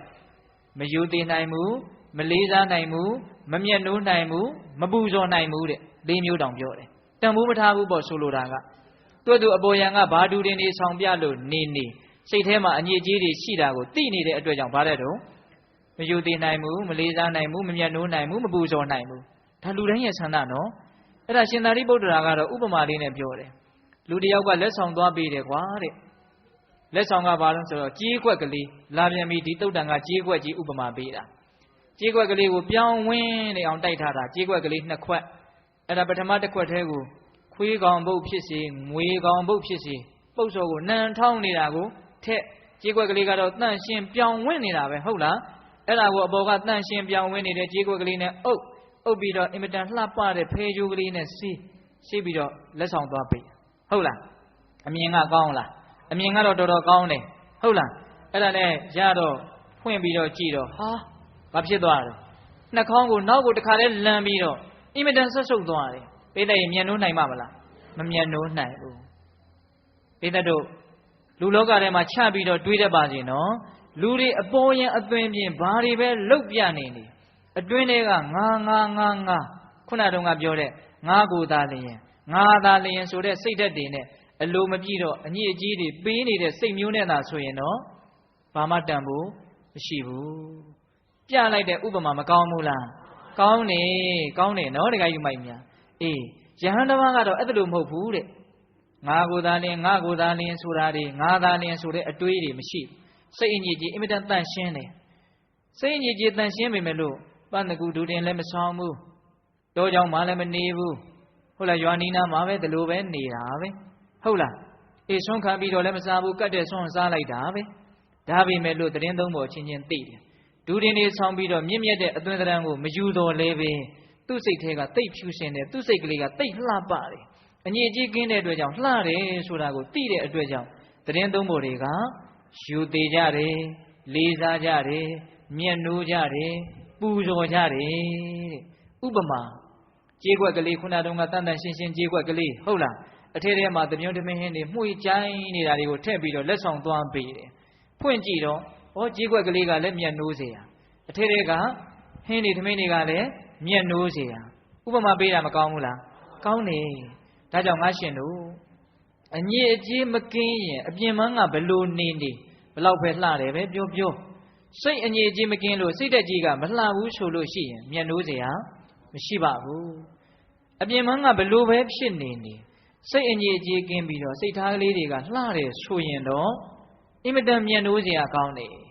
ပိဋိကိုလဲကိုချင်းစာကြည့်ပါအဲ့လိုလူမျိုးကိုတွေ့ရင်မမျက်နှိုးဘူးလားမျက်နှိုးမှာနော်စိတ်အညစ်အကြေးမကင်းဘူးစိတ်အညစ်အကြေးတွေသိပ်ထူတာပဲဆိုရင်တော့မမျက်နှိုးနိုင်ဘူးအဲ့ဒါကိုပိဋတ်တို့ကသဘောပေါက်ရမယ်ငါလည်းပဲသူများကိုစိတ်အညစ်အကြေးတွေထူရင်မမျက်နှိုးနိုင်တယ်လို့ငါမှစိတ်အညစ်အကြေးတွေထူးနေရင်သူများလည်းပဲမျက်နှိုးနိုင်မှာမဟုတ်ဘူးဟုတ်ရဲ့လားတပါးသောသူမှစိတ်အညစ်အကြေးတွေကင်းနေရင်ငါမျက်နှိုးနိုင်တယ်လို့ငါမှစိတ်အညစ်အကြေးတွေကင်းနေတယ်ဆိုရင်သူများလည်းပဲမျက်နှိုးမှာအဲ့ဒါလို့ဆိုရင်စိတ်အညစ်အကြေးကင်းနေတဲ့စိတ်တွေပို့ပြီးတော့မပေါက်ပေဘူးလားပေါက်မေအဲ့ဒါလေးအတွက်ရည်ရွယ်ပြီးတော့ဒီစကားကိုပြောတာနော်ဒါကြောင့်တရားကောင်းစဉ်ကိုကဘလို့တတ်ထားတာလဲစိတ်ထားလှမှမျက်နှိုးကြသည်တဲ့ဟုတ်ရဲ့လားစိတ်ထားမလှရင်မမျက်နှိုးနိုင်ဘူးဟုတ်ရဲ့လားအဲ့ဒါလို့ရှင်သာရိပုတ္တရာကရှင်မောက္ကလံကိုပြောတော့ရှင်မောက္ကလံကနေကုန်းပိုင်းလေးပြောပါသေးတယ်ဘာပြောလဲဆိုတော့ငါရှင်တဲ့ငါတခါတုန်းကဆွမ်းခံသွားတော့အိမ်တိန်ကိုငါဆွမ်းခံဆွမ်းရက်တော့အဲ့ဒီအိမ်ကသမိတိဆိုတဲ့လက်သမားဆရာကလက်သမားလုပ်နေတယ်တက်သားတွေကိုခုတ်ဖြတ်ပြီးတော့ရွေးပြီးတော့လက်သမားလုပ်နေတာအဲ့ဒါအနာနာမှာဘယ်သူရှိလဲဆိုတော့ပန္ဓုဆိုတဲ့ပုဂ္ဂိုလ်ရဲ့သားဖြစ်တဲ့တက္ကတွန်းကအဲ့ဒီနာမှာရက်အဲ့ဒီတက္ကတွန်းကလည်းသူကငကိုကလက်သမားဆရာဘွားကလာတာရက်ကြည့်နေတာသူ့စိတ်ထဲမဲ့ဩသမိတိကဒီတက်သားလေးကိုဒီနာကနေမြင်းကလေးပြစ်ပြီးတော့ဒီလိုလေးခုတ်ပစ်လိုက်ရင်တော့ဟုတ်လားအကာအဆွေးတွေလွတ်ပြီးတော့အင်မတန်ကောင်းတဲ့ပုံစံကလေးရမှာအဲ့ဒီတိုင်းလေးလုပ်ရင်သိကောင်းပါလို့သူကလက်သမားဆရာဘွားကလာတာဆိုတော့နားလေတယ်လေနားလေတော့သူကအဲ့တိုင်းလေးစဉ်းစားနေတော့ရှိသေးတယ်သမိတိကသူစဉ်းစားတာကိုသိတဲ့အတိုင်းပဲဗျာသူကလည်းကျွမ်းကျင်တဲ့လက်သမားဆရာဆိုတော့အဲ့ဒီတိုင်းလေးပဲရွေးချလိုက်တယ်လှုပ်ချလိုက်တယ်အဲ့တော့ဒီတက္ကထုံးကမချီးမွမ်းမဲမနေနိုင်ဘူးဟေ့သမိတိမင်းကငါစိတ်ကိုသိတဲ့အတိုင်းပဲနော်ငါစဉ်းစားထားတာလေဒီတိုင်းစဉ်းစားထားတာမင်းဒီတိုင်းလှုပ်တာအံ့ဩတယ်သူကပြောတာအဲ့ဒါကိုဘယ်သူကကြားတော့ရှင်မောက္ကလံကြားတာအဲ့ဒီမှာရှင်မောက္ကလံကအဲ့ဒီဥပမာလေးကိုပြောပြတာရှင်သာရိပုတ္တရာကိုငါရှင်တဲ့သင်ကလည်းအခုအင်မတန်ဆိုးတဲ့အလိုဆိုးနဲ့ပြည့်စုံတဲ့အညစ်အကြေးထူတဲ့ယဟန်နေရဲ့စိတ်ကိုသင်စိတ်နဲ့သိပြီးတော့ဒေသနာတော်ဒီဟူသောဓမ္မကြီးနဲ့မကောင်းတာတွေကိုရွေချလိုက်ကြောင်တကားမဒီလိုတောင်ပြောတယ်သိလားသူလည်းပဲဒီစိတ်ကူးရှိတယ်ဘောရှင်မောက္ကလံပါလေဟုတ်လားဒါကြောင့်သင်ရဲ့ဒေသနာတော်ဟာသိပြီးတော့မွန်မြတ်ပါတယ်တဲ့တကယ်စိတ်ကောင်းနှလုံးကောင်းရှိတဲ့ပုဂ္ဂိုလ်တွေဟာဒီဒေသနာတော်အနဲ့အညီလိုက်နာကျင့်သုံးပြီးတော့ကိုအညစ်အကြေးကင်းအောင်ကြိုးစားကြလိမ့်မယ်လို့ပြောပြီးတော့ဦးဇင်းတို့အဲ့ဒီအနင်္ဂနသုတ်တန်လေးကိုနေကုန်းချုပ်ထားတာအဲ့ဒီတော့ဘေးသက်ပေါင်းသူတော်ကောင်းတို့တရားရဲ့ဒုတိယပိုင်းဟုတ်လားစိတ်ရဲ့အညစ်အကြေးကင်းမှသာလျှင်လှပတဲ့စိတ်ထားကိုပိုင်ဆိုင်ကြမှာအဲ့တော့စိတ်ရဲ့အညစ်အကြေးဆိုတာဘာလဲဆိုတာကိုဒါဦးဇင်းတို့ထ ထိုက်တဲ့လောက်အခြေတဝင့်ပြင်းငါသာလျင်ဒါကိုအခြေခံပြီးတော့တွေးလေသည်မြအညစ်အကြေးတွေထူကြလိမ့်မယ်ဟုတ်ရဲ့လားဒါကြောင့်ငါကိုသာလျင်ဆိုတဲ့အတွေးတွေကိုလျှော့ရမယ်ငါသာလျင်ဆိုတဲ့အတွေးတွေအလိုဆန္ဒတွေကိုလျှော့ရမယ်အဲ့ဒါမှသာလေမိမိတို့ရဲ့စိတ်ဓာတ်ကလေးတွေဟာအည်အသွေးဘာဖြစ်လာမလို့မြင့်လာမှာဗျဟုတ်ရဲ့လားအေးဒီလိုတရားဘယ်နှပိုင်းရှိသွားပြီနှစ်ပိုင်းရှိသွားပြီအဲ့တော့ဒီအညစ်အကြေးတွေပေးရင်ပေးတဲ့လောက်တန်ဖို့နဲတယ်ဒီအညစ်အကြေးတွေကင်းရင်ကင်းတဲ့လောက်တန်ဖို့ကြီးတယ်အဲ့ဒါကိုသဘောပေါက်ကြတယ်နော်အဲ့လိုဆိုလို့ရှိရင်ဒီအညစ်အကြေးတွေကင်းဝေးအောင်တန့်ရှင်းအောင်စင်ကြယ်အောင်တနည်းအားဖြင့်မိမိတို့ရဲ့စိတ်ထားလေးတွေလှအောင်ဘယ်ပုံဘယ်နည်းကြိုးစားကြမလဲဆိုတဲ့တရားရဲ့တတိယပိုင်းကိုသွားရအောင်နော်အဲ့ဒါကြတော့ဦးဇင်းတို့အင်္ဂုတ္တပါဠိတော်တတကနိဗ္ဗာန်မှာလာရှိတဲ့သစိတ်တသုတ်တံကိုဦးဇင်းတို့အခြေခံပြီးတော့ပြောကြည့်ဟုတ်လားအဲ့ဒီသုတ်တံကတော့မြတ်စွာဘုရားဟောပါတယ်မြတ်စွာဘုရားကယဟန်တော်တွေကိုချက်သားတို့တဲ့သူတစ်ပါးစိတ်ကိုမလိမ္မာမကျွမ်းကျင်တဲ့ပုဂ္ဂိုလ်ဟာကိုယ်စိတ်ကိုလိမ္မာကျွမ်းကျင်အောင်လုပ်ရမယ်တဲ့သူများစိတ်တွေဘာတွေဖြစ်နေတယ်ဆိုတာကိုတကယ်တမ်းကတော့တရားဓမ္မတို့ဦးဇင်းတို့တွေကကိုယ်စိတ်နဲ့ပိုင်းခြားပြီးတော့မြင်နိုင်သိနိုင်ပါသလားမသိနိုင်သူတစ်ပါးစိတ်ဖြစ်ပုံကိုမလိမ္မာမကျွမ်းကျင်တဲ့ပုဂ္ဂိုလ်ဟာကိုယ်စိတ်ဘာတွေဖြစ်နေတယ်ဆိုတာကိုလိမ္မာကျွမ်းကျင်အောင်ကိုယ်စိတ်ကိုဆင်ခြင်ရမယ်ကြည့်ရမယ်နော်ကိုယ်စိတ်ကိုဘာလုပ်ရမယ်ဆင်ခြင်ရမယ်ကြည့်ရမယ်တဲ့ဥပမာဘာနဲ့တူလဲဆိုလို့ရှိရင်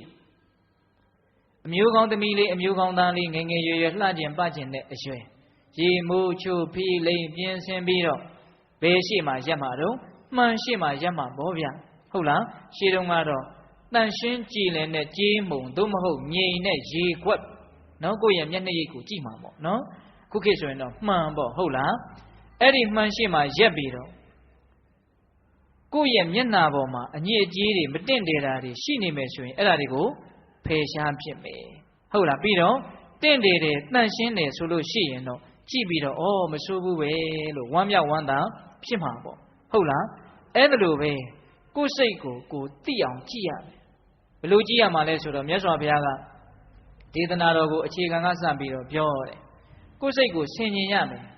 ကိုယ်စိတ်ကိုဆင်ញင်တာဟာသိပြီးတော့အကျိုးကြီးတယ်တဲ့ငါဟာသူများပစ္စည်းတွေကိုမတရားရခြင်းနေတဲ့သူများဥစ္စာတွေငါဥစ္စာဖြစ်ရင်ကောင်းမှာပဲလို့တွေးတွေးနေတဲ့အဘိဓါတရားတွေအများကြီးများရှိနေသလားဟုတ်လားစဉ်းစားရမှာနော်ပြီးတော့ကိုအဲ့ဒီအဘိဓါတွေနည်းနည်းများရှိနေသလားမရှိဘဲများနေသလားဟုတ်လားပြီးတော့စိတ်တွေမှာပြင်းမာတဲ့ဒေါသတွေပျက်စီးတဲ့စိတ်တွေများဖြစ်နေသလားတန်ရှင်းတဲ့မပျက်စီးတဲ့စိတ်တွေများဖြစ်နေသလားနှိမ့်ချတဲ့စိတ်တွေဖြစ်နေသလားမြင့်မြတ်တဲ့စိတ်တွေဖြစ်နေသလားလို့ကိုယ့်ရဲ့စိတ်ကိုဘာတွေဖြစ်နေတယ်လဲဆိုတာကိုဘာလို့ရမလဲစဉ်းစားရမယ်ဆင်ခြင်ရမယ်အတူချုပ်ပြောရရင်တော့ငါမှာကောင်းတဲ့စိတ်တွေဖြစ်နေသလားဒါမှမဟုတ်မကောင်းတဲ့စိတ်တွေဖြစ်နေသလားလို့ဘာလို့ရမယ်စဉ်းစားရမယ်ဆင်ခြင်ရမယ်အဲ့ဒါလို့စဉ်းစားဆင်ခြင်လိုက်လို့ဩမကောင်းတဲ့စိတ်တွေတော်တော်ဖြစ်နေသကိုလို့လူဆိုတာကိုလိမ်လို့မရဘူးနော်မကောင်းတဲ့စိတ်တွေဖြစ်နေတယ်မကောင်းတဲ့စိတ်တွေအဖြစ်များနေတယ်လို့သိတယ်ဆိုလို့ရှိရင်တဲ့အဲ့ဒီမကောင်းတဲ့စိတ်တွေကိုဖယ်ဖို့ကြိုးစားရမယ်တဲ့ဘလောက်ထိလုံလဝရိယပြင်းပြင်းထန်ထန်ကြိုးစားရမှာလဲဆိုလို့ရှိခေါင်းကိုမီးလောင်တဲ့ပုဂ္ဂိုလ်ဟာအဲ့ဒီမီးကိုငြိမ်းဖို့ကြိုးစားတဲ့ဝရိယမျိုးလို့ထားရမယ်တဲ့အင်ကြီးကိုမီးလောင်တယ်ဝတ်ထားတဲ့အင်ကြီးကိုမီးလောင်တယ်အဲ့ဒီမီးကိုငြိမ်းဖို့ကြိုးစားတဲ့ဝရိယမျိုးနဲ့မကောင်းတာတွေတွေ့လာပြီဆိုရင်ဖယ်ဖို့မလုပ်ရမယ်ကြိုးစားရမယ်ဒီဥပမာလေးကိုပိဿတ်တို့ထပ်ပြီးတော့ပြောခြင်းတယ်နော်ပိဿတ်တို့ခေါင်းမီးလောင်ပြီဆိုရင်ကြံတဲ့အရေးကြီးတဲ့အလုပ်တွေဘယ်လောက်ပဲရှိပါတယ်ပြောဘယ်ဟာအရင်လုပ်မှာလဲခေါင်းမီးလောင်တာကိုအရင်နေငြိမ်းမှာပဲဘယ်လောက်ပဲအရေးကြီးပါတယ်ပြောသူ့လောက်အရေးကြီးတဲ့လို့အဲ့ဒီချိန်မှာမရှိတာသိကြတယ်အင်ကြီးကိုမီးလောင်နေတယ်ဆိုရင်လည်းကြံတာအသာထားဟုတ်လားဒါငြိမ်းပြီးမှကြံတာကိုဆက်လုပ်ရဥ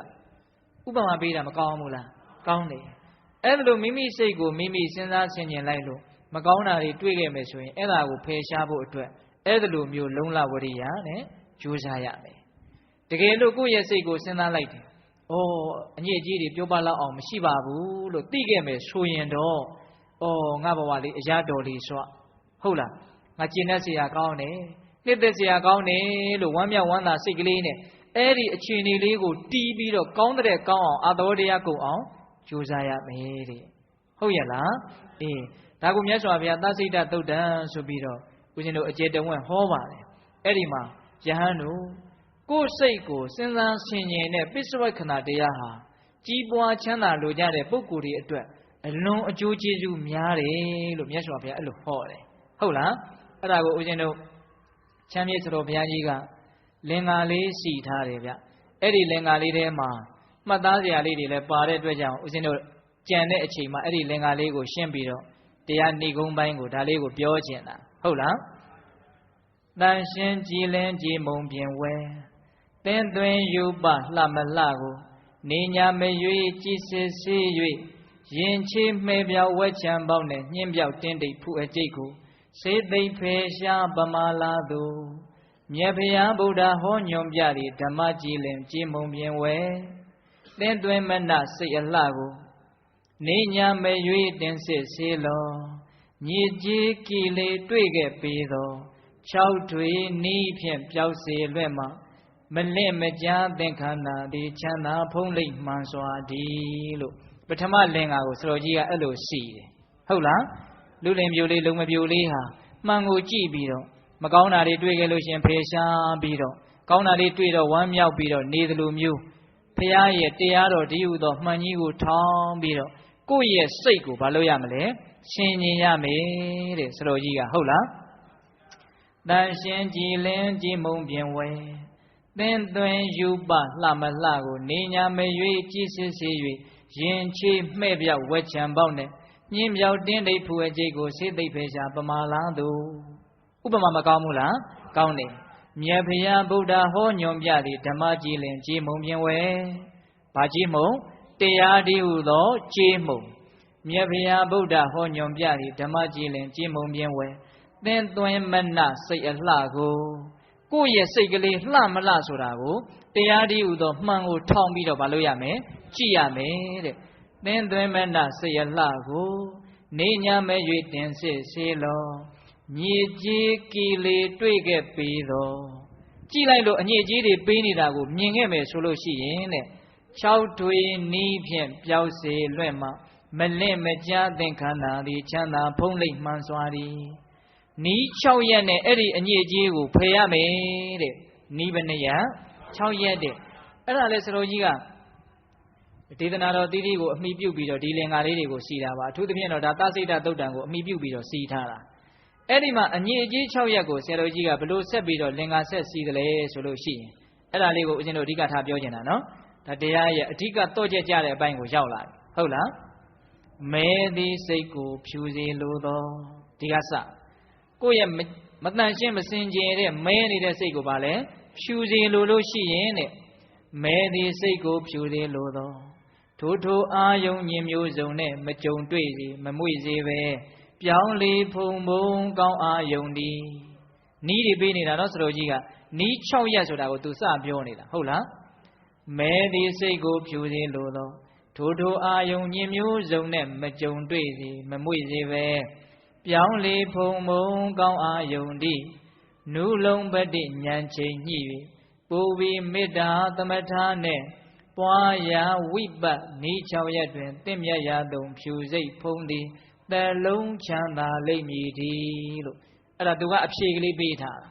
နီး6ရက်ကိုဒါဦးဇင်းတို့ကြံတဲ့အချိန်ကလေးမှာရှင်းသွားမယ်နော်ဒကာကြီးမိုင်မြတ်မဲသည်စိတ်ကိုဖြူစေလိုသောထိုအာယုံညင်မျိုးစုံနဲ့မကြုံတွေ့စေမမွေ့စေပဲတဲ့စိတ်ကလေးကိုဖြူခြင်းတယ်ဆိုလို့ရှိရင်ဒီစိတ်ကိုညစ်အောင်တနည်းအားဖြင့်ຢာကအညစ်အကြေးဆွဲမဲ့မှုပေါ့ဗျာဒေါသအညစ်အကြေးမုန်းတီးမှုနာကျင်မှုတွေပေါ့ဗျာမကျေနပ်မှုတွေပေါ့အဲ့ဒါလိုစိတ်ရဲ့အညစ်အကြေးတွေကိုဖြစ်ပေါ်စေနိုင်တဲ့သူဘနမိတ်ဆိုတဲ့တင့်တယ်တဲ့အာယုံပဋိကနမိတ်ဆိုတဲ့မကျေနပ်ဖွယ်အာယုံအဲ့ဒီအာယုန်နေနဲ့မိမိနဲ့မတွေ့အောင်အရင်ရှောင်ရမယ်တဲ့နော်ကိုကစိတ်တူတတ်တဲ့လူဆိုလို့ရှိရင်ဒေါသဖြစ်เสียအာယုန်ကိုရှောင်ရမယ်နော်ဒေါသဖြစ်เสียအာယုန်နေမဖြစ်အောင်ကြိုတင်ပြီးတော့ဖြည့်ရှင်းထားရမယ်ဟောပြီးသားလေးပြီးအောင်မြန်ပြီးအောင်လုပ်မယ်အလုပ်တွေကတခါလေးရှုပ်လာလို့ရှိရင်မကျေနပ်တာတွေကဖြစ်လာတာလေဆိုလိုတာကဒေါသကြီးတဲ့ပုဂ္ဂိုလ်ဟာဒေါသမဖြစ်အောင်အာယုန်တွေကိုကြိုတင်ပြီးတော့အစီအစဉ်ချပြီးတော့ရှင်းမထားသင့်ဘူးလားရှင်းထားသင့်တယ်ဗျဟုတ်လား လောဘတဲ့အာကြီးတဲ့ပုဂ္ဂိုလ်တွေယာကတဲ့အာကြီးတဲ့ပုဂ္ဂိုလ်တွေဆိုရင်တင့်တယ်တဲ့အာယုံကိုမတွေ့အောင်ဘာလို့ရမလဲရှောင်ရမယ်အဲ့ဒီတင့်တယ်တဲ့အာယုံတွေကိုပင်ကိုယ်ကမှကြိုက်တဲ့အထက်ကိုကဒါကိုမရှောင်နိုင်ဘူးဆိုရင်ယာကတွေကပူပြီးတော့ကြီးလာမှာပေါ့ဟုတ်ရဲ့လားဒါကြောင့်သူကထိုအာယုံညင်မျိုးစုံနဲ့မကြုံတွေ့စေမမွေ့စေပဲမကြုံအောင်ဘာလို့ရမလဲရှောင်ရမယ်တကယ်လို့မလွဲတာလို့ကျုံလာပြီဆုံးလာပြီဆိုရင်လေတဲ့မကြုံမွေ့စေပဲနဲ့ပြောင်းလေဖုံပုံကောင်းအာယုံဒီတဲ့ကောင်းတဲ့အာယုံလေးတွေကိုပြောင်းရမယ်ဘုရားအာယုံတရားအာယုံမေတ္တာအာယုံအဲ့ဒါလိုလေးတွေပေါ့နော်စိတ်ကောင်းနှလုံးကောင်းလေးတွေကိုဖြစ်စေတဲ့အာယုံတွေကိုဘာလို့ပေးရမလဲပြောင်းရမယ်နီး6ရက်ကိုအသေးစိတ်ရှင်းနေတာနော်မဲဒီစိတ်ကိုဖြူလေးလောသောထိုအာယုံညင်မျိုးစုံနဲ့မကြုံတွေ့စီမမွေ့စေပဲပြောင်းလေဖုံဖုံကောင်းအာယုံတိနုလုံးပတိဉာဏ်ချိန်ညှိ၍ဟောဒီလိုဖြစ်နေတဲ့ကိစ္စစိတ်ကြီးညစ်နေတဲ့ကိစ္စအညစ်အကြေးတွေတင်းနေတဲ့ကိစ္စຢာကဒေါသဖြစ်နေတဲ့ကိစ္စအဲ့ဒါကိုအနုလုံးပတိလုံးဉာဏ်နဲ့စဉ်းစားပါတဲ့ငါဒီစိတ်ကြီးဖြစ်နေတာတကယ်ကောင်းသလားငါအတွက်အခုလည်းမကောင်းနိုင်ဘူးနောင်လည်းမကောင်းနိုင်ဘူးငါဒီလိုကြီးဖြစ်နေတာငါအတွက်လည်းအကျိုးမရှိဘူးသူများအတွက်လည်းမကျိုးမရှိဘူးငါအတွက်ပူလောင်ကြောင်းသူများအတွက်ပူလောင်ကြောင်းတကယ်ဆိုရင်ကောင်းတဲ့စိတ်ကလေးတွေဖြစ်မှငါလည်းအခုရောနောင်ရောကောင်းမယ်သူတစ်ပါးလည်းကောင်းကြလိမ့်မယ်လို့ဒီလိုအညစ်အကြေးတွေရဲ့ဆိုးနိုင်စွမ်းကိုအနုလုံပတိလုံဘာလို့ရမလဲစဉ်းစားရမယ်တဲ့အဲ့ဒါလည်းပဲကောင်းခြင်းရဲ့အကြောင်းပဲတော့တခါကြီးမိုက်မြစိတ်ဖြူခြင်းရဲ့အကြောင်းပဲဟုတ်လားမြတ်စွာဘုရားကတော့ဟိုဦးဇင်းတို့ဒွေဒါနဝိတကသုတ်တံမှာဟောထားတာလည်းရှိပါရဲ့ဟိုနွားเจ้าတဲ့ပုဂ္ဂိုလ်ဟာလေသူ့ရဲ့နွားကိုစပက်ခင်းတွေဘာတွေဝင်မယ်ဆိုလို့ရှိရင်တပူးကြီးနဲ့ဘာနဲ့လှမ်းပစ်မှာပေါ့လေးခွနဲ့ဘာနဲ့လှမ်းပစ်မှာပေါ့ဘာဖြစ်လို့လဲဒါကိုဝင်စားလို့ရှိရင်လေခင်းပိုင်ရှင်နဲ့သူနဲ့ပြဿနာတက်ပြီးတော့မင်းပြင်းမင်းနဲ့သူဘာဖြစ်မှာတော့သိမှာပေါ့ဗျာဟုတ်လားဒါဟာသွားပြီးတော့မစားသင့်တဲ့အရာဟုတ်ရဲ့လားအဲ့ဒါမြတ်စွာဘုရားဥပမာပေးထားတာမကောင်းတဲ့အတွေးတွေမကောင်းတဲ့စိတ်ဓာတ်တွေဟာအဲ့လိုမျိုးကိုကျိုးနေတဲ့အတွက်ကြောင့်မင်းဘာလို့ဒါကိုစဉ်းစားမလဲမင်းဘာလို့ဒီစိတ်တွေဖြစ်မလဲလို့သူများရဲ့အခင်းကိုမိမိရဲ့နွားဝင်မစားအောင်တားတယ်လို့မျိုးဟုတ်လားကိုယ့်ရဲ့စိတ်ထဲမှာလည်းပဲမကောင်းတဲ့သဘောတွေမဖြစ်အောင်ဘာလို့ရမှာလဲတားရမယ်ဒါမှသာလျှင်ကိုယ့်အတွက်ဟိုဒုက္ခတွေကဝေးမှာပေါ့ဟုတ်ရဲ့လားဒါကြောင့်သူကအဲ့ဒီနီးလေးကိုပြောတာထိုအာယုံညင်မျိုးစုံနဲ့မကြုံတွေ့စေမမွေ့စေပဲပြောင်းလေဖုံဖုံကောင်းအာယုံတိနုလုံးပတိဉာဏ်ချိန်ညှိ၍ဉာဏ်နဲ့စဉ်းစားပါတဲ့ဟုတ်လားဒါကဥစဉ်တို့အခြေခံစဉ်းစားတဲ့အချက်ကလေးတွေနော်တရားကိုတကယ်ကြိုးစားနေတာမဟုတ်ဟုတ်လားအခြေခံစဉ်းစားတာဒါပေမဲ့ဒီစဉ်းစားတာလေးကိုလည်းပဲအင်မတန်အကျိုးရှိပါတယ်ဟုတ်ရဲ့လားကောင်းရဲ့လားမကောင်းဘူးလားအကျိုးရှိမှလားအကျိုးမဲ့မှလားပူလောင်ညောင်းလားငြိမ်းချမ်းညောင်းလားမစဉ်းစားသင့်ဘူးလားစဉ်းစားသင့်တယ်ဘာလို့ဖြစ်နေတာလဲမစဉ်းစားသင့်ဘူးလားစဉ်းစားသင့်တယ်သုံးနည်းရှိသွားပြီနော်ထိုအာယုံညင်မျိုးစုံနဲ့မကြုံတွေ့စေမမွေ့စေပဲ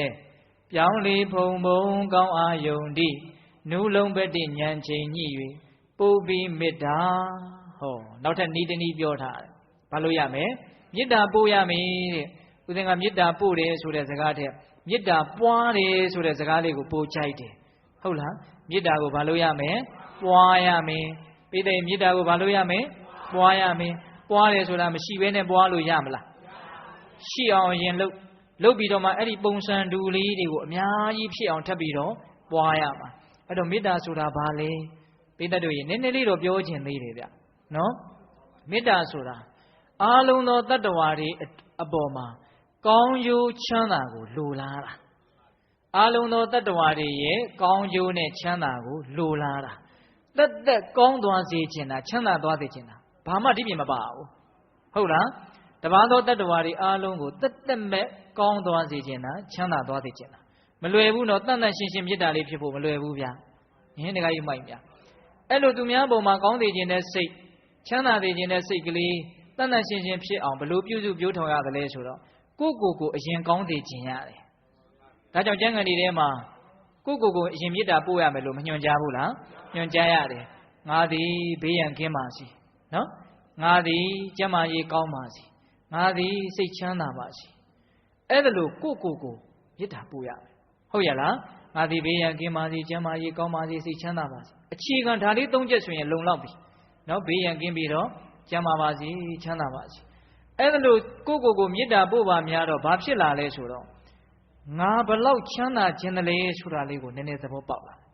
ငါဘလောက်ချမ်းသာခြင်းတလဲဆိုတာသဘောပေါက်လာရင်ဩတပါးသောတတ္တဝါတွေလည်းဘလောက်ချမ်းသာခြင်းကြမလဲဆိုတာလေးကိုသဘောပေါက်လာတယ်အဲ့ဒါလို့သဘောပေါက်လာတော့ဩဒီလောက်တောင်ချမ်းသာခြင်းကြတာချမ်းသာကြပါစီဟောမေတ္တာလေးကလွယ်ကူကူဘာဖြစ်လာတာလဲဖြစ်လာတာဗျာဟုတ်လားဒါကြောင့်ပိဋကပေါင်းသူတော်ကောင်းတို့မိမိရဲ့စိတ်မှာအညစ်အကြေးတွေပေးနေတာကိုမြင်လို့တန့်ရှင်းခြင်းနဲ့လှပခြင်းနဲ့ဆိုရင်အဲ့ဒီမေတ္တာလေးနဲ့ကြိုးစားရမယ်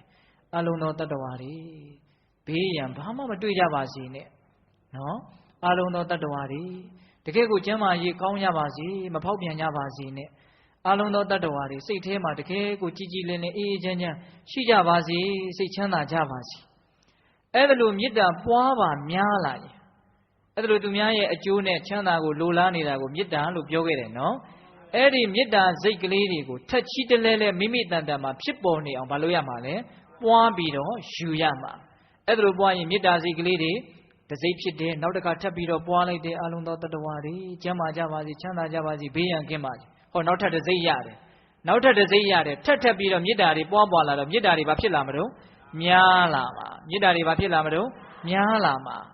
အဲ့ဒါကိုမိမိတို့ကကြိုးစားကြရမှာဟုတ်ရဲ့လားအဲ့တော့အလုံးတတ္တဝါတွေရဲ့အပေါ်မှာဒီလိုအကျိုးလိုလားတဲ့စိတ်ချမ်းသာစေခြင်းတဲ့စိတ်တွေကိုမိမိတို့ကပွားလာအောင်များလာအောင်ကြိုးစားလို့မေတ္တာတရားတွေဒုနဲ့ဒေနဲ့ကိုယ်တန်တန်မှာဖြစ်လာပြီဆိုလို့ရှိရင်ပတ်ဝန်းကျင်ကိုလည်းအများကြီးရိုက်ခတ်တာပဲဗျနော်ကိုယ်တိုင်ကတော့တေချာပေါက်ချမ်းသာတယ်ဒီမေတ္တာကြောင့်ဟုတ်လားအင်မတန်အေးချမ်းပြီးတော့အင်မတန်ကောင်းတာပဲလို့နှုတ်ကတဖွာဖွာပြောရလောက်အောင်တော့မေတ္တာဟာကောင်းတဲ့နော်တခါကြီးဒီမှာကြီးများအဲ့ဒါကိုလက်တွေ့ခံစားလို့ရအောင်ကြိုးစားကြည့်ဘာမှခဲရင်တာလည်းမဟုတ်နော်မေတ္တာလေးကအခြေခံလေးကတော့ရှိပြီးသားသို့တော့အဲ့ဒါကိုမပွားတဲ့အတွက်ကြောင့်တိတိတာတာမထင်ရှားပဲဖြစ်နေတာအဲ့ဒါကိုပွားမှများလို့များလာရင်ကိုယ်တိုင်လည်းအေးချမ်းတယ်ကိုယ်အိမ်ကိုပထမဦးစွာသိတာမယ်ကိုယ်အိမ်ကလူတွေကိုသိမယ်ဒီလူတော်တော်အေးချမ်းနေပြီဆိုနော်ပြီးတော့ကိုယ်ပတ်ဝန်းကျင်ကိုယ်ရက်ကွက်အကုန်သိမယ်ဦးဇင်းတို့ပိဋကကြီးကြားဖို့ပါတယ်ဗျာသူဝနာတာမရဲ့မေတ္တာအားကြီးတော့လေအဲ့ဒီသူဝနာတာမတိုးထဲမှာနေတဲ့အဲ့ဒီနာတဝိုက်မှာရှိတဲ့ကြားတွေကလည်းပဲဒီသမင်လေးတွေယုံလေးတွေကိုတတ်ချင်တဲ့ဒေါသမရှိသမင်လေးတွေယုံလေးတွေကလည်းဒီကြားတွေချင်လေးတွေကိုကြောက်တယ်ဆိုတဲ့ဆုတ်နေတဲ့ဒေါသမရှိဘူးဒီတိုင်းပဲလွတ်လွတ်လပ်လပ်ကြီးကြီးလင်းလင်းသွားနေတာအံ့ဩစရာမကောင်းဘူးလားအဲ့ဒါကတော့သူကတိုးထဲမှာတကယ်ကိုဒီပြင်အာယုံမဝင်မဲနဲ့မေတ္တာကြီးအာသူကဗြဟ္မဝိဟာရတရားနဲ့နေတာဆိုတော့သူ့အရှိန်တွေကတိတ်ကြီးနေတော့အများကြီးပတ်ဝန်းကျင်ကိုရိုက်ခတ်တာပေါ့အဲ့တော့ဒကာသမားတို့ဦးဇင်းတို့တွေကလည်းအဲ့လောက်ကြီးမဖြစ်အောင်တောင်မှအ ਨੇ ဆုံးကိုယ့်အိမ်ကလူလေးတွေလောက်အေးချမ်းအောင်တော့ပွားတဲ့တယ်လို့ထင်တယ်ဟုတ်ရဲ့လားအေးလက်တွေ့ကတော့ကိုယ်တိုင်အေးချမ်းမယ်နော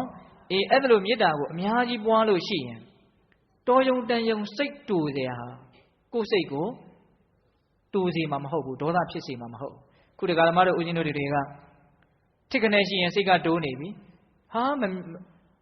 ာစိတ်တူစရာတွေကြီးမြင်နေရတယ်စိတ်တူစရာတွေကြီးကြားနေရတယ်လို့ထင်ကောင်းထင်လိမ့်မယ်နော်လောကကြီးကပြင်လို့မရဘူးနော်သိပြီတော့ဟုတ်လားပြင်လို့ရရင်အနှဲငယ်မြပဲကိုယ်စိတ်တိုင်းညာပြင်လို့ရမလားသူတို့နေခြင်းတို့နေကြတာဖြစ်ခြင်းတို့ဖြစ်နေတာလောကကြီးကဟုတ်လားကိုယ်အိမ်ကလူတွေကလည်းသူသဘောနဲ့သူပဲသူ့အကြိုက်နဲ့သူလုပ်နေတာပဲဟုတ်လားပြင်လို့မရဘူးဆိုတာအဲ့ဒီအဓိပ္ပာယ်ကိုရည်ရွယ်ပြောတာပါတတ္တဝါတို့ရဲ့အကြိုက်နဲ့ဇယိုက်ဆိုတာပြင်လို့ရခဲတယ်သူတို့လည်းသူတို့အကြိုက်ကလေးနဲ့သူတို့လုပ်နေတာအဲ့ဒါကိုယ်စိတ်ကမတွေ့တဲ့အခါကျတော့ထိတ်ခနဲ့ရှိရင်ဘာဖြစ်တော့ဒေါသတွေဖြစ်တယ်မကျေနပ်တာတွေဖြစ်တယ်စိတ်အညစ်အကြေးတွေဖြစ်တာပေါ့အဲ့တော့မေတ္တာကိုပွားပါများလို့မေတ္တာတွေများလာပြီဆိုရင်တော်ယုံတန်ယုံမကျေနပ်စရာကကိုယ်စိတ်ကိုဒေါသမဖြစ်စေဘူးနော်အဲ့တော့ဘာဖြစ်လဲဆိုတော့တတ္တဝါတွေကိုမေတ္တာတရားအားကြီးတဲ့ပုဂ္ဂိုလ်ကဘယ်လိုမြင်လဲဆိုတော့ချစ်စရာတွေလို့မြင်တာဗျာခုဒကာဓမ္မတို့ဦးဇင်းတို့တွေကချစ်စရာလို့မြင်တဲ့အခါလဲမြင်တယ်များသောအားဖြင့်တော့မကျေနပ်စရာမုန်းစရာလို့ပဲမြင်တာများတယ်အမြင်ဆိုတာလေပတ်ဝန်းကျင်ပေါ်မှာကြီးမူတည်တာမဟုတ်ဘူးကိုယ့်ပေါ်မှာလည်းမူတည်တယ်ဟုတ်လားအခုဒကာမတို့ဦးဇင်းတို့ပုထုဇဉ်အကျဉ်းသားတွေကတော့မုန်းစရာတွေ့ရင်မုန်းစရာလို့မြင်တာပဲချစ်စရာတွေ့ရင်ချစ်စရာလို့မြင်တာပဲဒါဘာမှသိမဆန်းဘူးနော်ဒါပေမဲ့သူတော်ကောင်းတွေကြတော့အဲ့လိုမဟုတ်ဘူးမုန်းစရာတွေ့တော့သူတို့ကမုန်းစရာလို့မမြင်ဘူးအဲ့ဒီဥစ္စာဟောဆိုကြပါစို့ဗျာဦးဇင်းနည်းနည်းပြောပြမယ်မြတ်စွာဘုရားကဒီတတ္တလောကကြီးမှာရှိတဲ့တတ္တဝါတွေကိုဘယ်လိုမြင်တာတော့တနာစရာတွေလို့မြင်တာတတ္တဝါတွေကိုဘယ်လိုမြင်တာတော့တနာစရာလို့မြင်တာ ဘာဖြစ်လို့လဲဆိုတော့မြတ်စွာဘုရားကရုဏာရှင်ဘူးဗျဘာလို့ကရုဏာရှင်ဖြစ်ရလဲဆိုတော့အကုန်လုံးသိတာကိုဒီတတ္တဝါတွေဘလောက်ပဲဆိုပါတယ်ပြောဟုတ်လားဒီခန္ဓာကိုယ်ကြီးကတဖြည်းဖြည်းနဲ့အိုမင်းယိုယွင်းပြီးတော့အနာရောဂါတွေနှိပ်စက်ပြီးတော့မသေးခြင်းမဲနဲ့သေကြရမှာနောက်ထပ်ဘဝတစ်ခုထပ်ရမယ်လောကရဏီကိုရင်ဆိုင်လှုပ်ရှားအနာလည်းမနေရဘူးဒီလိုနဲ့လှုပ်ရင်းကန်ရင်းနဲ့ပြီးတော့မသေးခြင်းမဲနဲ့သေကြရမယ်ငူယူနဲ့ဒီလိုနေကြရတာတတ္တဝါတွေကိုမြတ်စွာဘုရားအကုန်သိဒီတတ္တဝါတွေအကြောင်းကိုဗာလဲအကုန်သိတယ်အကုန်သိလေတနာလေပဲခုတရားဓမ္မတို့ဦးဇင်းတို့ကလူချင်းချင်းသိပြီးတော့မတနာတဲ့ဘာလို့မတနာတာလဲဆိုတော့အကြောင်းစုံမှမသိပဲကိုဗျာဟုတ်လားမြတ်စွာဘုရားရဲ့အမြင်မှာကတော့ဘလောက်ပဲဆိုးသွမ်းတဲ့ပုဂ္ဂိုလ်ပဲဖြစ်အဲ့ဒါတနာတရားပဲပိုးတောင်တနာခြင်းတနာလိုက်ဦးမယ်ပိုးတော့မပိုးဘူးပေါ့လေတန်းတူထားတာပေါ့ဟုတ်လားဆိုးတဲ့လူကလည်းဒီဆိုးတာရပြီးရင်သူမကြခင်မှာပဲအပေလေးပါးမှာဆင်းရဲတွေခံရမှာတိတ်ပြီးတော့ကြီးကျယ်တဲ့ရာဇဝမှုကြီးကျူးတံကြလောက်တဲ့ရာဇဝမှုကြီးကိုကျူးလွန်ထားတဲ့ရာဇဝသားကျူးတံကြခါရနီးမှာတနာကြမကောင်းဘူးလားဒီအဲ့ဒီဥပမာအတိုင်းပဲနော်အဲ့တော့ဆိုလိုတာကမြတ်စွာဘုရားကတော့လောကကြီးကိုဘယ်လိုမြင်လဲတနာစရာလို့မြင်တယ်သူကအကုန်သိတာကိုအဲ့တော့အမြင်ဆိုတာလူတွေပေါ်မှာကြီးမူတည်တာမဟုတ်ဘူးကိုယ်ပေါ်မှာလည်းမူတည်တယ်နော်လူတွေကမုန်းစရာလို့ဆိုတိုင်းသူတော်ကောင်းတွေကြတော့မုန်းစရာလို့မမြင်ဘူးသူမုန်းစရာကသူကဏ္ဍပဲလေကိုကချစ်စရာလို့ပဲမြင်တယ်သူကမေတ္တာအားကြီးတာအခုဟုတ်လားခုတော်တော်များများကြတော့အဲ့လိုမေတ္တာအားမကြီးဘူးဒေါသကြိုက်တွေအားကြီးတယ်ဆိုတော့ချစ်စရာကောင်းတာကိုတောင်သူကချစ်စရာလို့မထင်ဘူးမုန်းစရာလို့ထင်တာသူ့စိတ်ထဲမှာတွေးသမျှအာယုံဟာဘလို့ဖြစ်နေတယ်မုန်းစရာလို့ထင်တယ်ဆိုကြပါစို့ဒီဖန်ခွက်ကလေးကိုတရားဓမ္မတို့ကမြင်တော့တစ်မျိုးပေါ့ဗျာဒီဖန်ခွက်ပဲနော်ဦးစင်းကမြင်တော့တစ်မျိုးပေါ့ကျုပ်ဘက်ကတည်းကဂိုင်းကြီးပါမြင်နေရတယ်အပေါ်ကကြည့်မယ်ဆိုရင်တော့မြင်ကွင်းကတစ်မျိုးဖြစ်နေမှာပေါ့ဒီဖန်ခွက်တစ်ခုတည်းကိုပဲမြင်တာချင်းတူလားအစုပေါ်မှာမူတည်တာတော့မြင်တဲ့လူပေါ်မှာမူတည်တာဒါကြောင့်မေတ္တာတရားကိုအများကြီးကြိုးစားပြီးတော့ပွားထားမယ်ဆိုရင်လောကကြီးမှာမုန်းစရာလူမရှိဘူးမုန်းစရာမကောင်းလို့မမုန်းတာလားမဟုတ်ဘူးမမုန်းတဲ့လို့မမုန်းတာခုတရားဓမ္မတို့ဦးဇင်းတို့တွေကမုန်းစရာကောင်းလို့မုန်းတာတဲ့မုန်းတာကြီးကိုအကျင့်ပါနေလို့ကိုမုန်းနေတာရှင်းလားဦးဇင်းပြောတာမုန်းစရာကောင်းတဲ့လောက်လည်းကောင်းပါရဲ့သို့တော့မုန်းစရာကောင်းတာကနည်းနည်းမုန်းရင်လို့ကိုမုန်းနေတာတွေကများလူတွေမှာအဆိုးကောင်းဆိုတာကတော့ဒွန်တွဲနေတာချစ်စရာကောင်းတာတွေလည်းအများကြီးရှိပါတယ်ဗျဟုတ်လားသို့တော့မေတ္တာနဲ့ပတ်သက်ပြီးတော့ဒါဦးဇင်းကပြောခြင်းလုံးလို့ပြောလိုက်တာနော်ဒါကြောင့်ကိုယ့်ရဲ့စိတ်ကိုမေတ္တာတရားတွေနဲ့ထုံမွမ်းထားမယ်ဆိုရင်စိတ်ထဲမှာအညစ်အကြေးတွေမကင်းမိဘူးလားကင်းမယ်ဒါကြောင့်လောကကြီးကိုချစ်သောမျက်လုံးဖြင့်ကြည့်တတ်အောင်မကြိုးစားသင့်ဘူးလားကြိုးစားမယ်အဲ့လိုကြိုးစားတာနဲ့အမျှကိုယ့်စိတ်ထဲမှာအညစ်အကြေးတွေကင်းပြီးတော့အညစ်အကြေးကင်းလေးစိတ်ဓာတ်ကလေးကလှလေးစိတ်ထားလေးတွေလှလေးပတ်ဝန်းကျင်ကမျက်နှိုးလေးကိုလည်းမျက်နှိုးလေးနေရထိုင်ရတာအဲ့ဒီကြမှာအနှစ်သာရရှိတာဟုတ်ရဲ့လားမဲသည်စိတ်ကိုဖြူစေလိုသောထိုအာယုံညင်မျိုးစုံနဲ့မကြုံတွေ့စေမမွေ့စေပဲပြောင်းလေဖုံကောင်းအာယုံတိနုလုံးပတိဉာဏ်ချိန်ညှိ၍ပုပ္ပိမေတ္တာဒီရောက်သွားပြီနော်ပုပ္ပိမေတ္တာသမထာနဲ့သမထနီးနောက်သူဆက်ပြောတဲ့နီးကနီး6ရက်ထဲကသမထကြတော့နီးပေါင်းကိုအများကြီးစုံသွားပြီပိဿတို့ကြားဖို့ပါတဲ့အာနာပါနာတို့ဟုတ်လားပထဝီကတိုင်းတို့ဟုတ်လားကတိုင်းတွေရှိမယ်အနုတ္တိတွေရှိမယ်ဟုတ်လားသမထဘာဝနာတွေအများကြီးမရှိဘူးလားရှိတယ်ဘုရားဂုဏ်တွေကိုအာယုံပြုမယ်တရားဂုဏ်တွေကိုအာယုံပြုမယ်တန်ခါဂုဏ်မိမိရဲ့စောင့်တည်ထားတဲ့သီလဂုဏ်မိမိပြုထားတဲ့လူဒန်းထားတဲ့စာခဂုဏ်နတ်ပြည်မှာရှိတဲ့နတ်သားနတ်သမီးတွေဟာကောင်းတာတွေလုပ်လို့နတ်သားနတ်သမီးဖြစ်တာငါမှလည်းပဲနတ်ပြည်ကိုရောက်စီနိုင်တဲ့ကောင်းတဲ့ကံတွေရှိတယ်လို့နတ်သားနတ်သမီးတွေကိုသက်သေထားပြီးတော့ဒေဝတာနုတ္တိဆိုတာကောမရှိဘူးလားရှိတယ်အဲ့ဒါလည်းပါလေသမထအဲ့ဒါလို့သမထပေါင်းအများကြီးရှိတယ်ကိုကြိုက်တဲ့ကိုစိတ်နဲ့ကိုက်ညီတဲ့သမထကိုကြိုးစားပေါ့နော်အဲ့ဒါဒီလည်းပဲစိတ်ထားလှကြောင်းတနည်းအားဖြင့်ဆွေရဲ့အညစ်အကြေးတွေကင်းဝေးကြောင်းနည်းတစ်ခုပဲတဲ့တရားကနည်းနည်းအချင်းချုပ်သွားပြီနာယီကစေ့တော့မှာဟုတ်လားထိုအာယုံညင်မျိုးစုံနဲ့မကြုံတွေ့စေမမွေ့စေပဲပြောင်းလေဖုံကောင်းအာယုံတိနုလုံးပတိဉာဏ်ချိန်ညှိ၍ပုပ္ပိမေတ္တာသမထာနှင့်ပွားရာဝိပတ်နီး6ရက်တွင်တင့်မြတ်ရာသုံးဖြူစိတ်ဖုံးသည်သလုံးချမ်းသာလိမ့်မည်ဒီနောက်ဆုံးနည်းကတော့ဝိပဿနာဟုတ်လားနောက်ဆုံးနည်းကပါလေဝိပဿနာဆိုတာ ထူးထူးအပြားပြားမြင်အောင်ကြည့်တဲ့အသိဉာဏ်ကိုဝိပဿနာလို့ခေါ်တာအဲ့ဒီအသိဉာဏ်လေးတွေအများကြီးဖြစ်အောင်ပွားတာကိုဝိပဿနာရှုတယ်ဝိပဿနာကမ္မထံစီပြန်တယ်လို့ဆိုတာခုတက္ကမတို့ဦးဇင်းတို့မြင်ရုံမြင်စဉ်ကတော့ငါသူတစ်ပါးယောက်ျားမိန်းမဒီလိုအခြင်းတွေကိုမြင်တယ်သူ့ရဲ့တကက်နဲ့နဲသူ့လက္ခဏာဆိုင်အောင်မမြင်ဘူးပေါ့ဗျာဟုတ်လားဝိပဿနာကြတော့အဲ့လိုမဟုတ်ဘူးမြင်တိုင်းကြားတိုင်း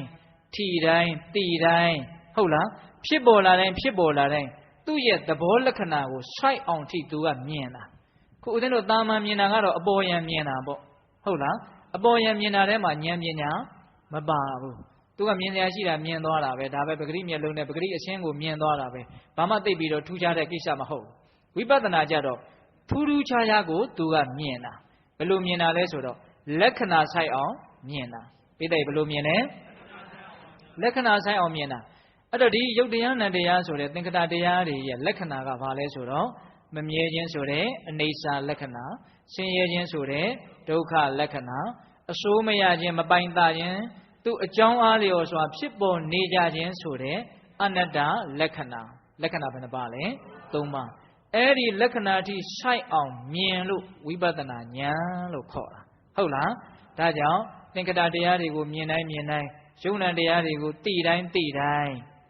ယ်လိုမြင်ရမှာလဲမမြဲဘူးလို့မြင်ရမယ်ဆင်းရဲတယ်လို့မြင်ရမယ်အနှစ်သာရမရှိဘူးမစိုးပိုင်ဘူးလို့မြင်ရမယ်ဟုတ်လားမမြဲတာကိုမြဲအောင်ငါလုပ်လို့မရဘူး